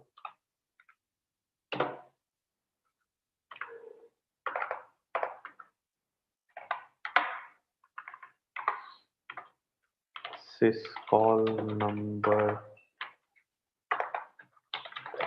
for exec ve, right?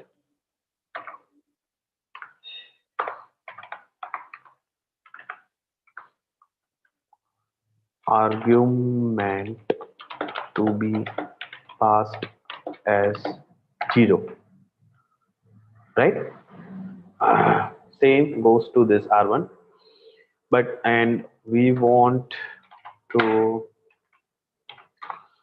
access ASCII string, right? So we'll be using relative addressing and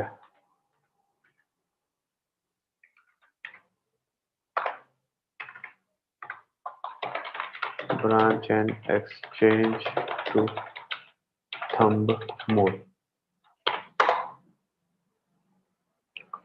and this add PC1 would be pointing to this one, add RG. Is it clear?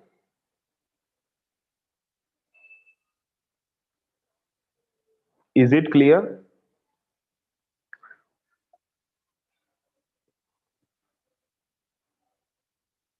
Okay, so let's save this. Let's assemble our exec underscore thumb dot s to exec underscore thumb dot o ld dash capital and that exec underscore thumb dot o to exec underscore thumb.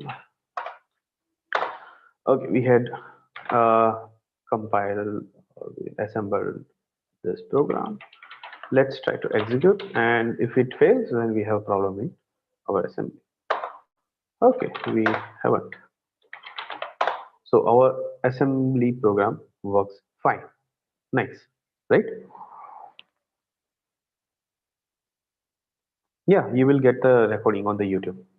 Okay, so we have nice already done this. So now object dump dash d exec underscore thumb dot o, that will give you, that will eradicate null bytes, right?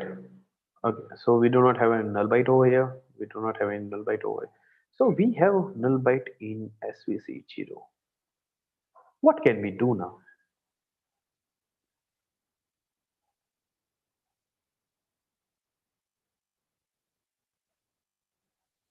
What can we do now? Any suggestion?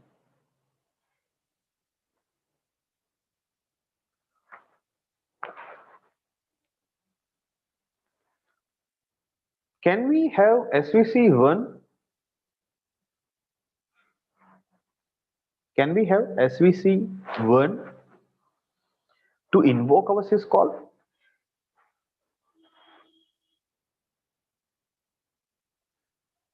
Can anyone give answer? Can we have svc1 to invoke our syscall? Yes, nice. Dot s. Let's have one. Let's try. Let's try to assemble first, link it, execute it. Nice. We do not have any problem. Let's see. Where can you spot the null byte? Where can you spot the null byte? On which line? Can anyone say, please? I'm eagerly waiting.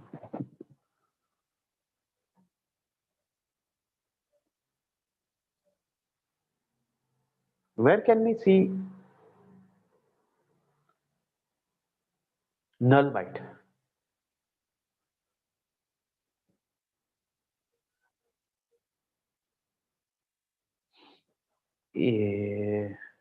Adds no. You, you have to see the null byte over here in the assembly. In here. There is no null byte. So there is PSR lockouts. That is, you have to, you can zoom in. I don't know about option in zoom. There is a null byte. On which line? Which? You just ignore this right part. Just ignore this right part. Focus over here in the disassembly. Okay. Let me create a hex. Then hopefully you can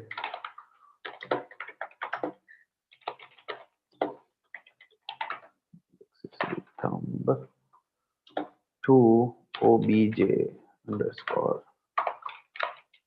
thumb dot bin.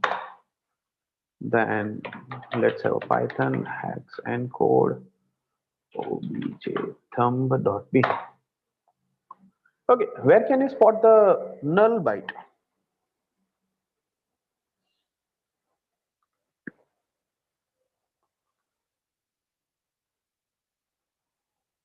Remember, we have a string of bin dot bin sh. Yes, at last, at the end. If we do not have any null byte over here, then we are not going to complete this ASCII string of. If we do not have any null byte over here, then we are not going to complete this ASCII string.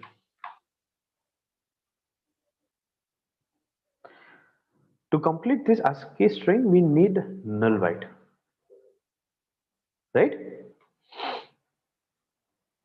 So how can we denullify this last null byte? Any idea? How can you manipulate this string so that you don't encounter any null byte?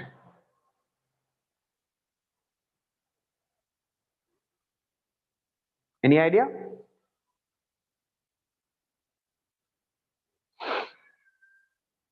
Idea.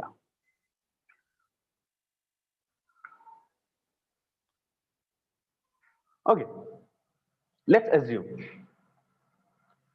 we are replacing this bin as such with something character x, and we make runtime manipulation. We replace x with null byte, or we can say /0. Oh, we can say /0, but runtime. How can we do this?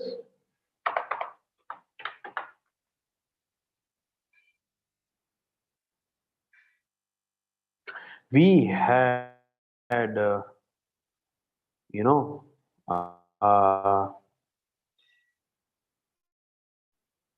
instruction.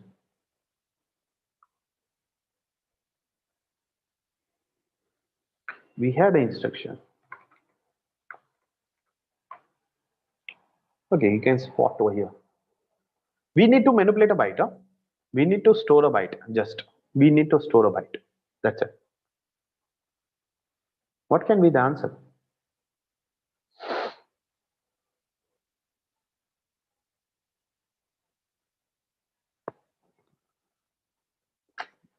Please.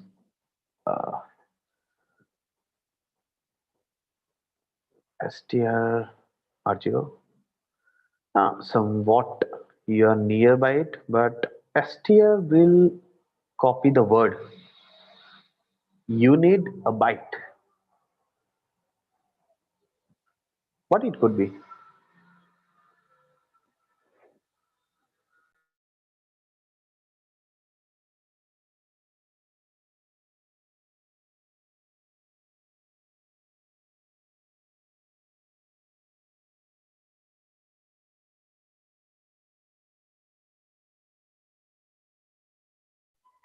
Yes, STRB.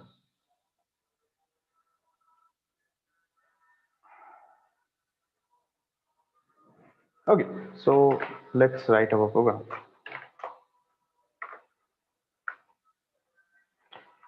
Let's denullify the last null byte. STRB stores a single byte. Yes, nice, exactly. exec thumb denullify. Yes. Okay, so what we will do is we will replace the null byte with x, right? We will store the value of R2, the value of R2 to R0 plus 7. What R0 contains? That contains the starting, or we can say the address of bin sh. Bin sh, the starting point of bin sh plus 7, that is to say 0, 1, 2, 3, 4, 5. Sorry, we count it from 1. 1, 2, 3, 4, 5, 6, 7. Sorry. We have to count it from 0 only. How can I forget this? 0, 1, 2, 3, 4, 5, 6, 7. That will replace the 7th bit, right?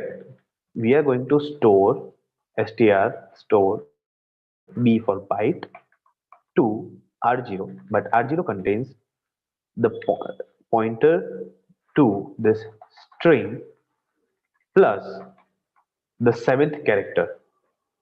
So R0 plus 7, right? At that location, the value of R2 will be replaced, right?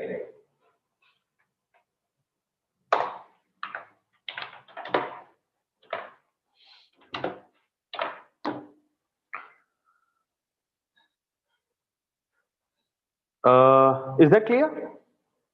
We are storing the null byte, we are storing the value of R2, which already been XORed, right, to the pointer to the string that is starting of bin sh plus 7. That will be the end of bin sh, right? And that where it contains x. Is that clear? Is that clear?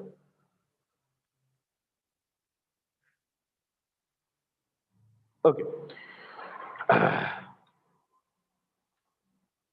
STRB will store byte. STR is store, B for byte. That will store the value of R2, which is XORed, right? The XORed value always contains 0, or we can say null byte. That will be stored to R0 plus 7. But in the first instruction, you can see R0 contains the starting point of this string, because PC plus 8 will be the starting of this string. Now as we had already as we had already know, कि R0 contains the starting of string, but we need to move forward in the string only. So we need to replace X with null byte, right? So we will do is arithmetic operation of R0 plus 7. Why 7? 0, 1, 2, 3, 4, 5, 6, and 7. In the seventh position, okay, this whole thing will define X, and STRB will replace X with R value of R2, and R2 is null byte. So basically, bin sh bin slash bin slash sh in null byte, that whole string will be completed, and we need whole string with null byte. Otherwise, that string won't be completed. Like it won't get executed. It won't find the path for bin sh. So we need null byte. For this, we are storing the byte at runtime on R0 plus 7, and R0 contains the starting of the string plus 7, that is X, and we are storing the value of R2 to X. Is that clear now?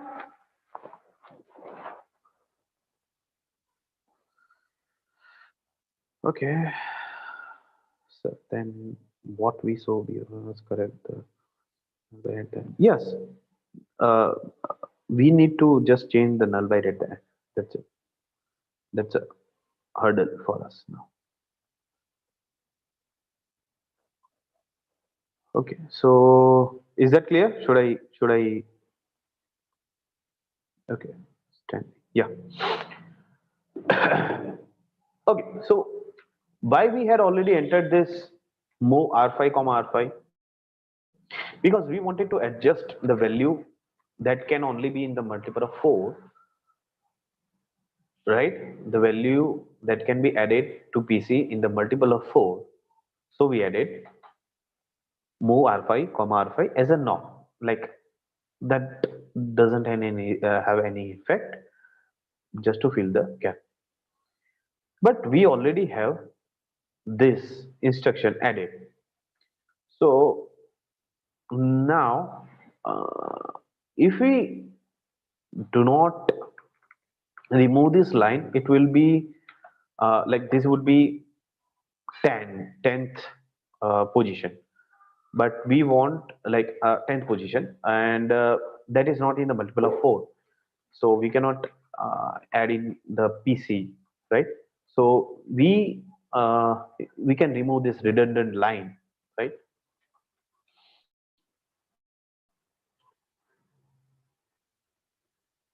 Is that clear now?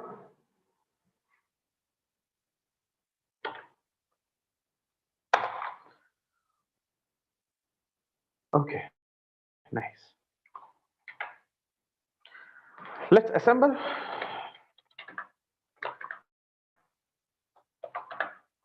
Dot s to exec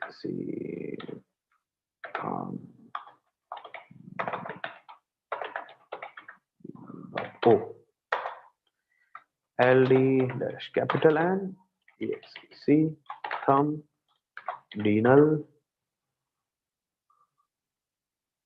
dot o show exec thumb denull. Let's execute this exec thumb, that is denullified, and we got pin message being executed. So our assembly program is running quite good now. Let's try to see the assembly code, assembly of file, and see if we have already removed null, last null byte or not. Let's see. Okay, nice. We had removed the last null byte with X, right? And this store B will replace the null byte on the runtime. Is that clear now?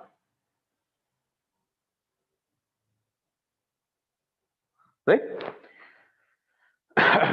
Let's copy the binary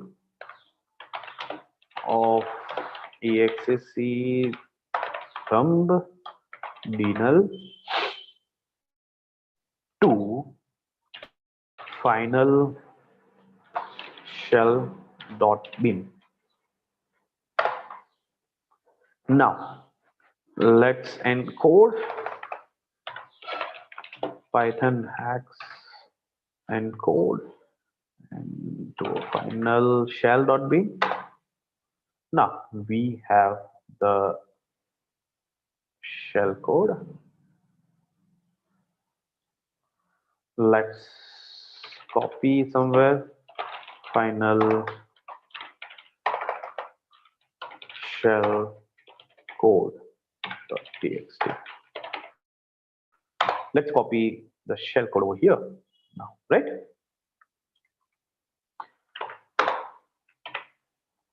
Let's get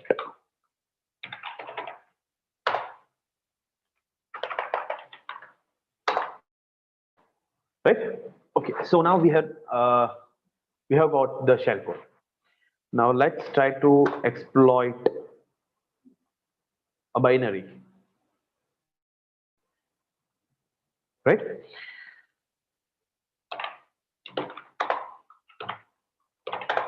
Yes, we will exploit the binary called stack5. What's the working of stack5? Let's see.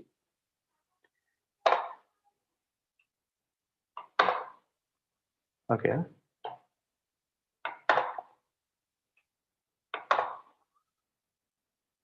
It's not I cannot see any output as okay or anything.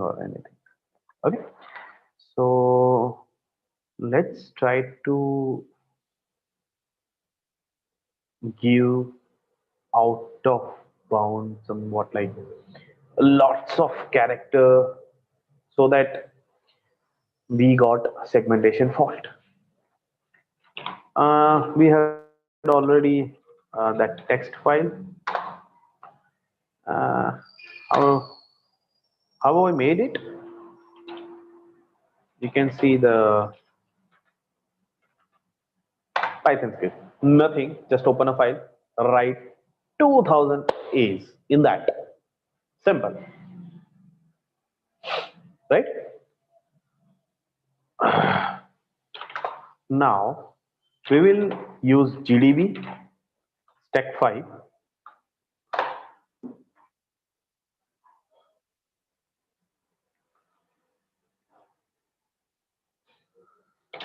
We will give sorry, we will give the lots of 2000 of A's in as input to this stack5. So we will give buff.text will run with buff.text, and you can see that. Okay, so hex of A is 41, right? But our program counter, let's take EIP in x86, our program counter, which is controlling our flow of execution, contains 41414140. How is it possible? 40? Can anyone explain? How is it possible? 40. I had written 2000s of A. How it can be 40 at last?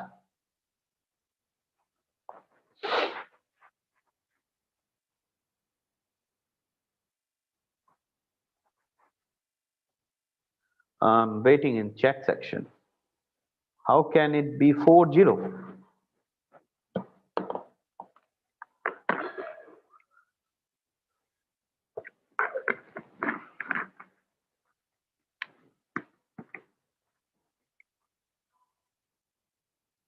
No, means that position is 2001.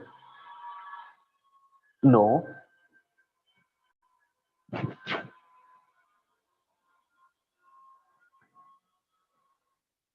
no, not more than 2000 at least. And it is not determination of a position right now. We have base frame pointer FPS A. We do not have any problem in frame pointer. We do not have any problem in stack, but we do have a problem in program counter. Why is it so? By mistake, I had already selected the answer. Okay, no problem.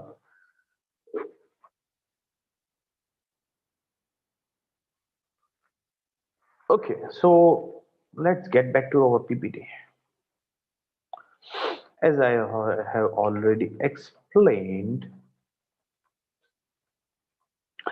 in order to switch our state, we need offset plus 1. Hex of A is 41. 41, 41, 41, 41, 41, 41. But the last one will be ignored, and that will switch the mode to thumb, right? And that's what it happened. The last bit, the significant bit, that is 41, one is ignored, and you can see in the CPSR the thumb bit has been flipped, and now we have entered into thumb mode. So whenever we are doing any kind of stuff and we want to switch to thumb, we would be adding 1. But accidentally we had accidentally entered into thumb. We do not want that, at least for as of now. Okay,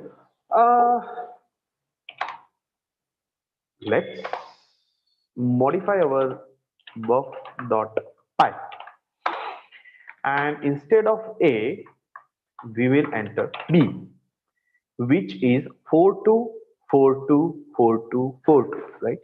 So that is even number. Now python.buff.py. Now let's enter into GDB. Oh shit. Let's enter into GDB stack 5.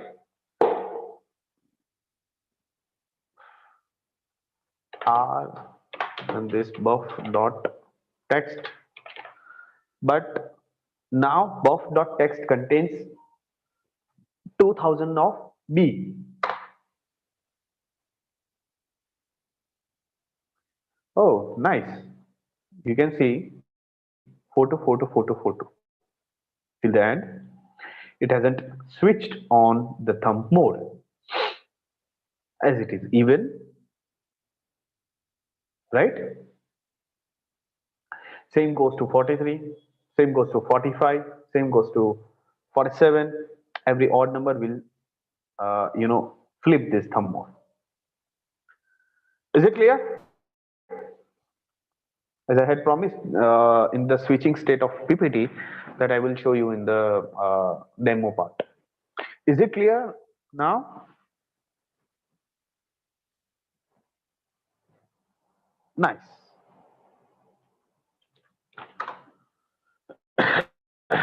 Let's try to make a file called pattern. pattern.text, and this pattern.text contains 4 times A, 4 times B, 4 times C, 4 times D, 4 times E till QRST. I was lazy, right? So let's find out the offset, like till when will it get filled, right? So again, GDB stack.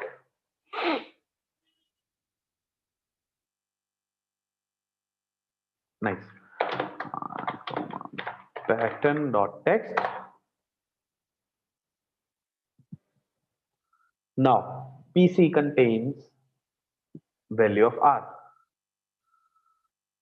4 times R, right? And the base of a frame pointer contains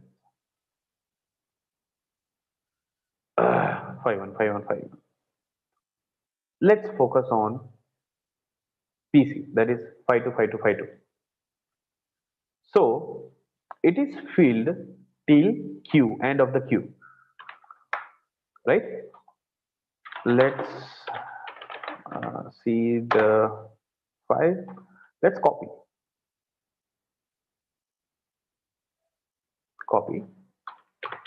Python equal to, let's calculate the length of A. We got 68. So we need to fill any bluff data till 68, but after 68, like apna time aayega. So we are going to manipulate from that. That's what we are going to like control the flow. How?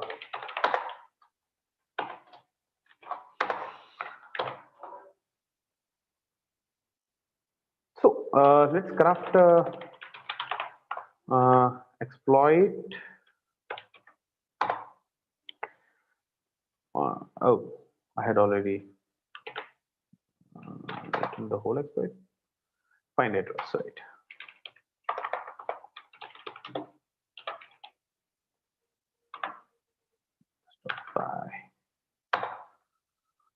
Okay, so we will push lots of junk, that is A, till 68. We will try to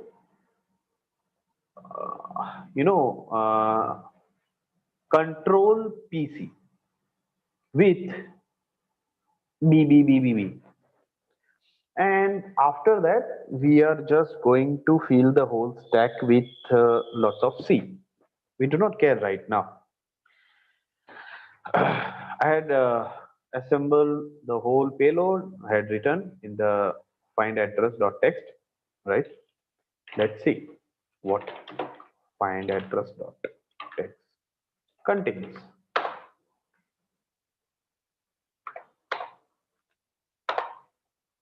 It contains 68 times of A, then after 4B, then 20 of C. We do not care 20, 30, 200, anything. Okay, let's now open that in GDB. And let's try to prove our thesis. Is it like, are we going, are we able to control the value of PC, right? So if PC contains BBB, then we are like, we can put the address of from any put the address from the stack to the PC, right? What if we have the shellcode over here in the stack, and our PC point to the address of BE244. So PC will say, okay, start execution from this, and this contains our shellcode. And we have successfully controlled to input or to control the value of PC. that is BBBB, right?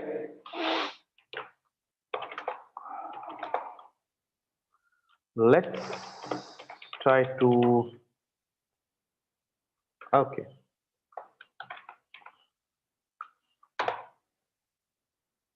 At least at first, let's take any,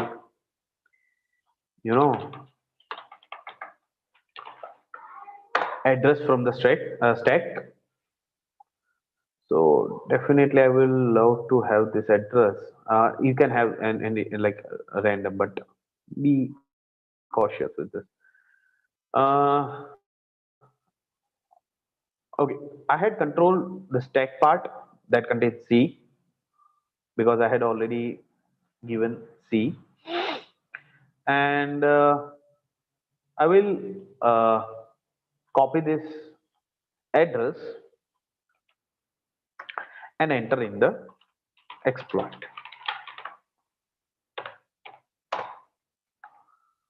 So SP, which was managing PC program counter, contains the address, right? And now in the stack we are just entering this C. Let's again try to run this exploit one and see if PC contains the address from the stack. If so, then we are successfully manipulating the direction, the flow of execution,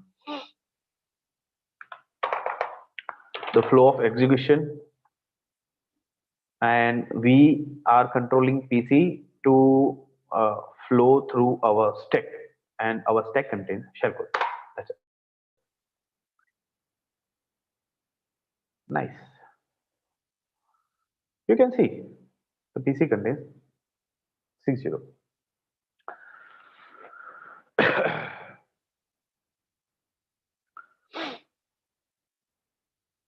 Okay.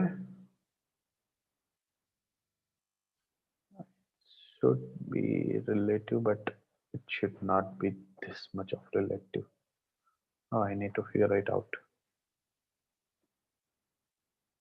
Okay. Let's assemble our final exploit.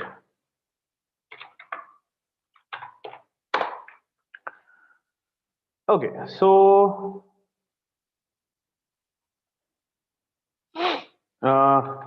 we had written 68 times of A, that is junk. We have given address 244 to 48, doesn't matter. And the shellcode we had generated earlier, as you can see that it contains 68, 76, 73, right? We had just pasted the shellcode we had already copied, right, in the part of shellcode. We are going to write the shellcode in the final exploit.txt, right? And we are executing a command that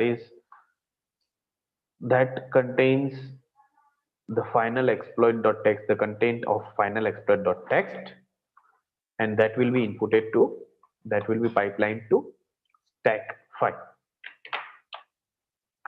right? Let's cross our fingers and see if we are going to get being executed via stack file.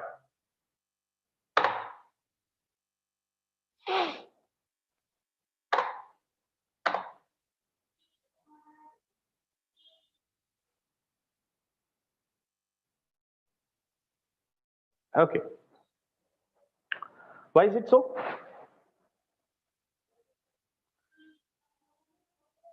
Why do we get the broken pipe? Right error. Okay. Any suggestions? As we had already enabled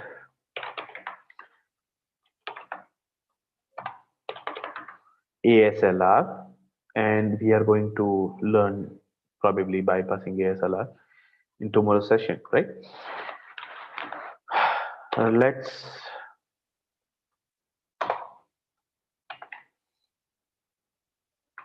turn off ASLR so that our address doesn't, get overwritten.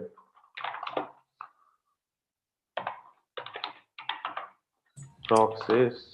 ऐसा करो, start a root shell and then do the echo 0. Okay. Yes. चलो वही करते हैं.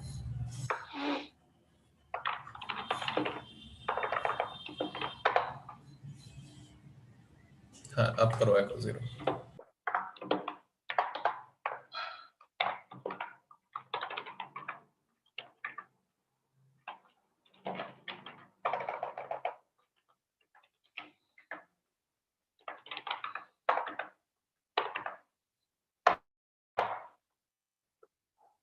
Okay, so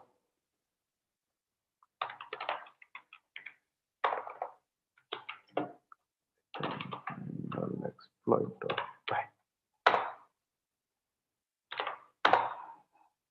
Sure.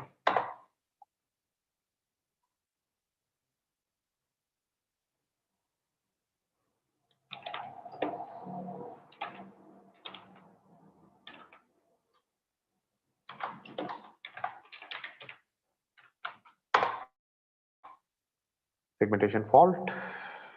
How's it?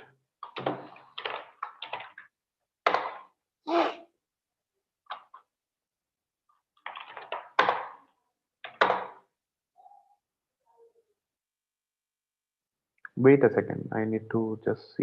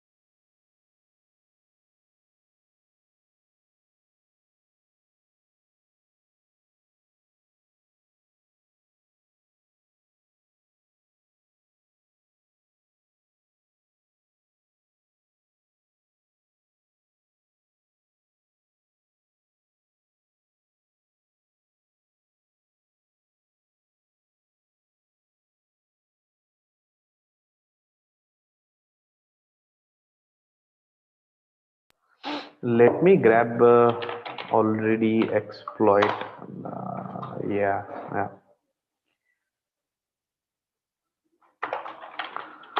Shell code search Linux. Shell code is running right, but I think we have messed up with address. I think. Don't know. हाँ, वो address का problem है. It is, I think, the PC is landing in somewhere middle of the shellcode, so it is crashing. Exactly. I also thinking the same. Still, I think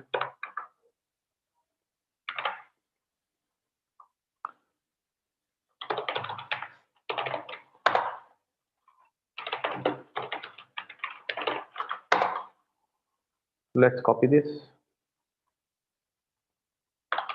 and final exploit.py.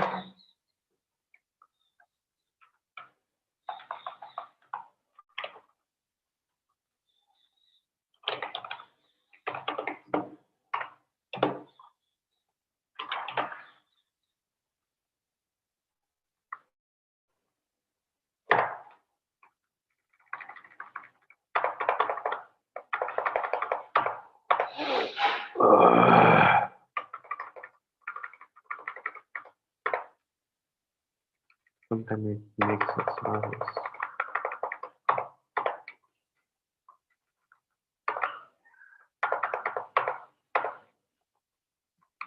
Actually, we got the same shellcode, I think. Yes, still.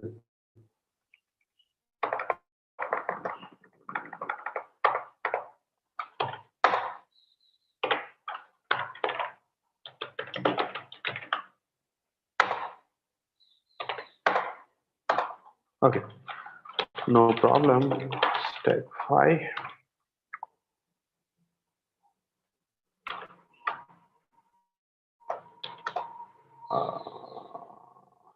Find address. Find address contained. Yes, C, right?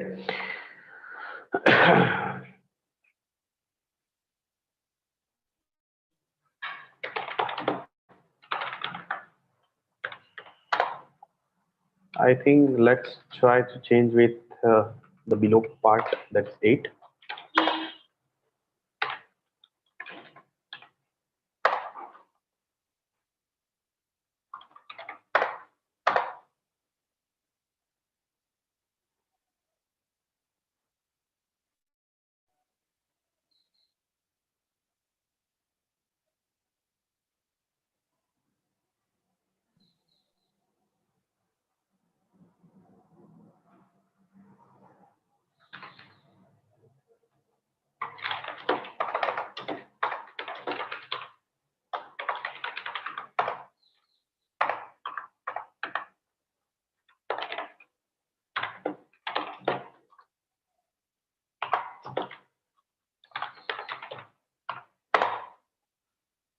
Maria.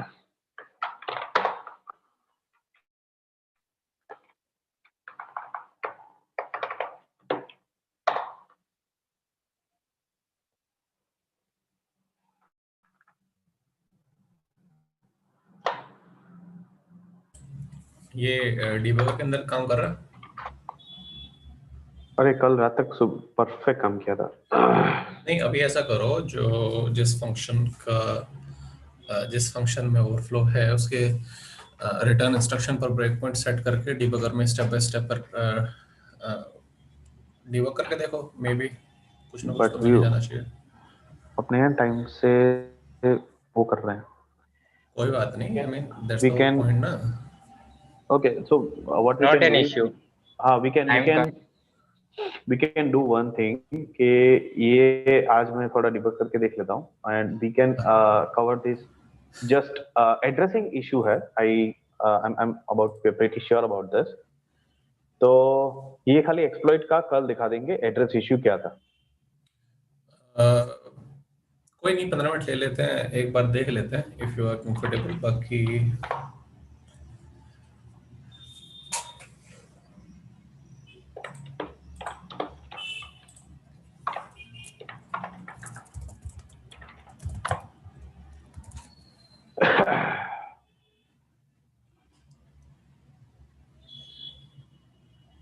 Let's start with 240।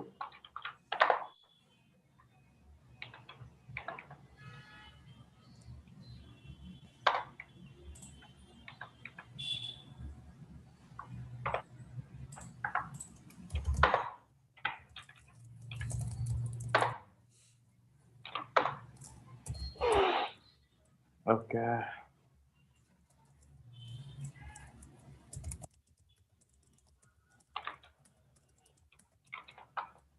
Obviously broken type cat, right error, cat, right error. Maybe it's not able to write or something. No, it should be.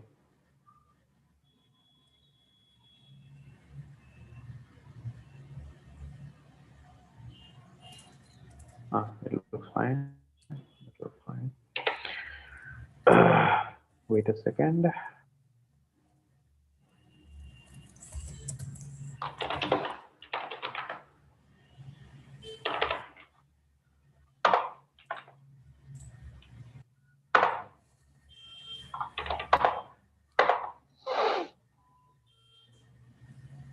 Broken pipe.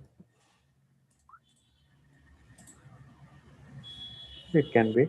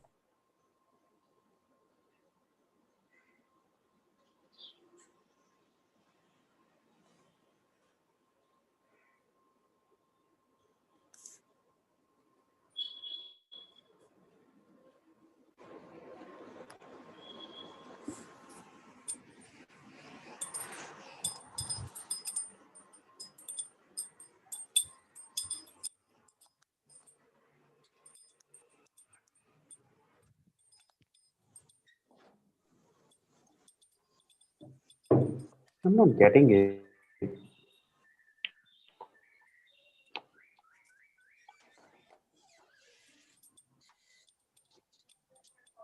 Janhvi मला नाही नव्हतं माहिती. जान्हवी जान्हवी जान्हवी जान्हवी 14 तारखेचं मधीने अंतरावर जेव्हा म्हणत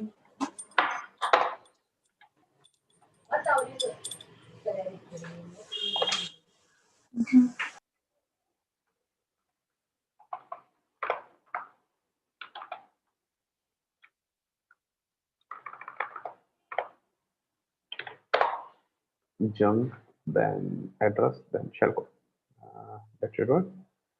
Nice. Okay.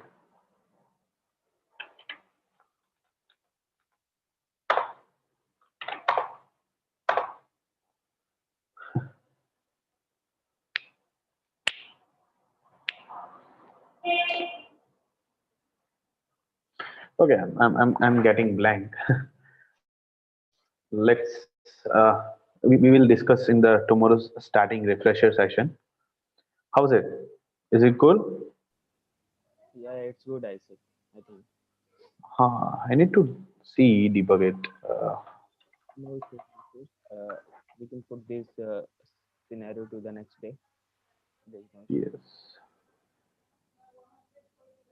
Okay, so these are the quick commands. You can, try it on your own. These are the references. You can always learn from Azure Labs, opensecuritytraining.info. They are quite amazing, really amazing, and but they are into so depth. So at first you would be having trouble to follow opensecuritytraining.info. So you need, caffeine with you. And the third one is a great session or workshop by Soumil Shah on at 44 Con, and fourth and fifth are Pentester Academy's courses, really fruitful. And I had already downloaded the slides template from Slides Carnival. Thank you for that. So we are about to complete, and make your arm strong. Thank you. Thank you so much, Ravi sir, for the first day of training in the workshop on ARM exploitation. And yeah, also I'm very thankful to the Himanshu sir for joining us for the today's workshop. And yeah, today is our advanced ARM exploitations. So please stay tuned for the tomorrow also at the same time, 12 p.m. IST. So yeah, thank you all for joining us. I hope you have learned, and uh, yes, you have enjoyed the whole workshop. Yeah. Yeah, thank you so much, sir. Okay. Bye bye. Have a great day. Yeah.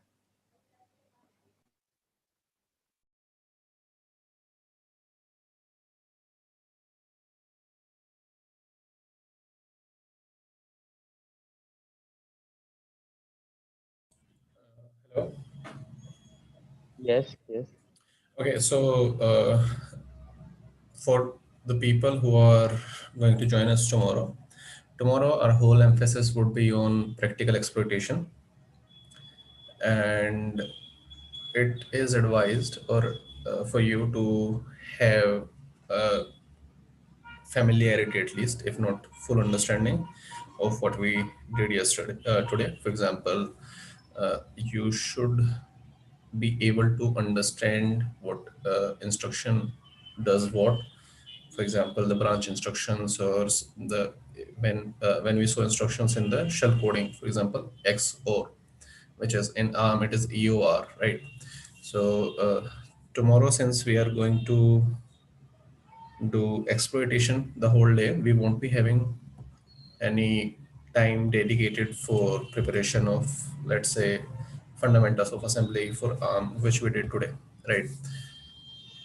And if you go through that today once more, or maybe have a little refresher, then tomorrow it will be very easy for you to follow along. And since tomorrow's session is more practical than it was today's, because we had to cover some theory which was necessary, I would really like if everybody follows, so that by the end of the workshop, we can say that anyone and everyone who followed the workshop or who attended the workshop did learn something and was and can demonstrate those skills in the real life, maybe in their job, maybe in their personal learning time, right? Because that is the ultimate goal of our workshop, and if that gets fulfilled, there would be nothing better than that, right? So We will see you tomorrow, and good luck. Yeah, thank you so much. Yeah, bye.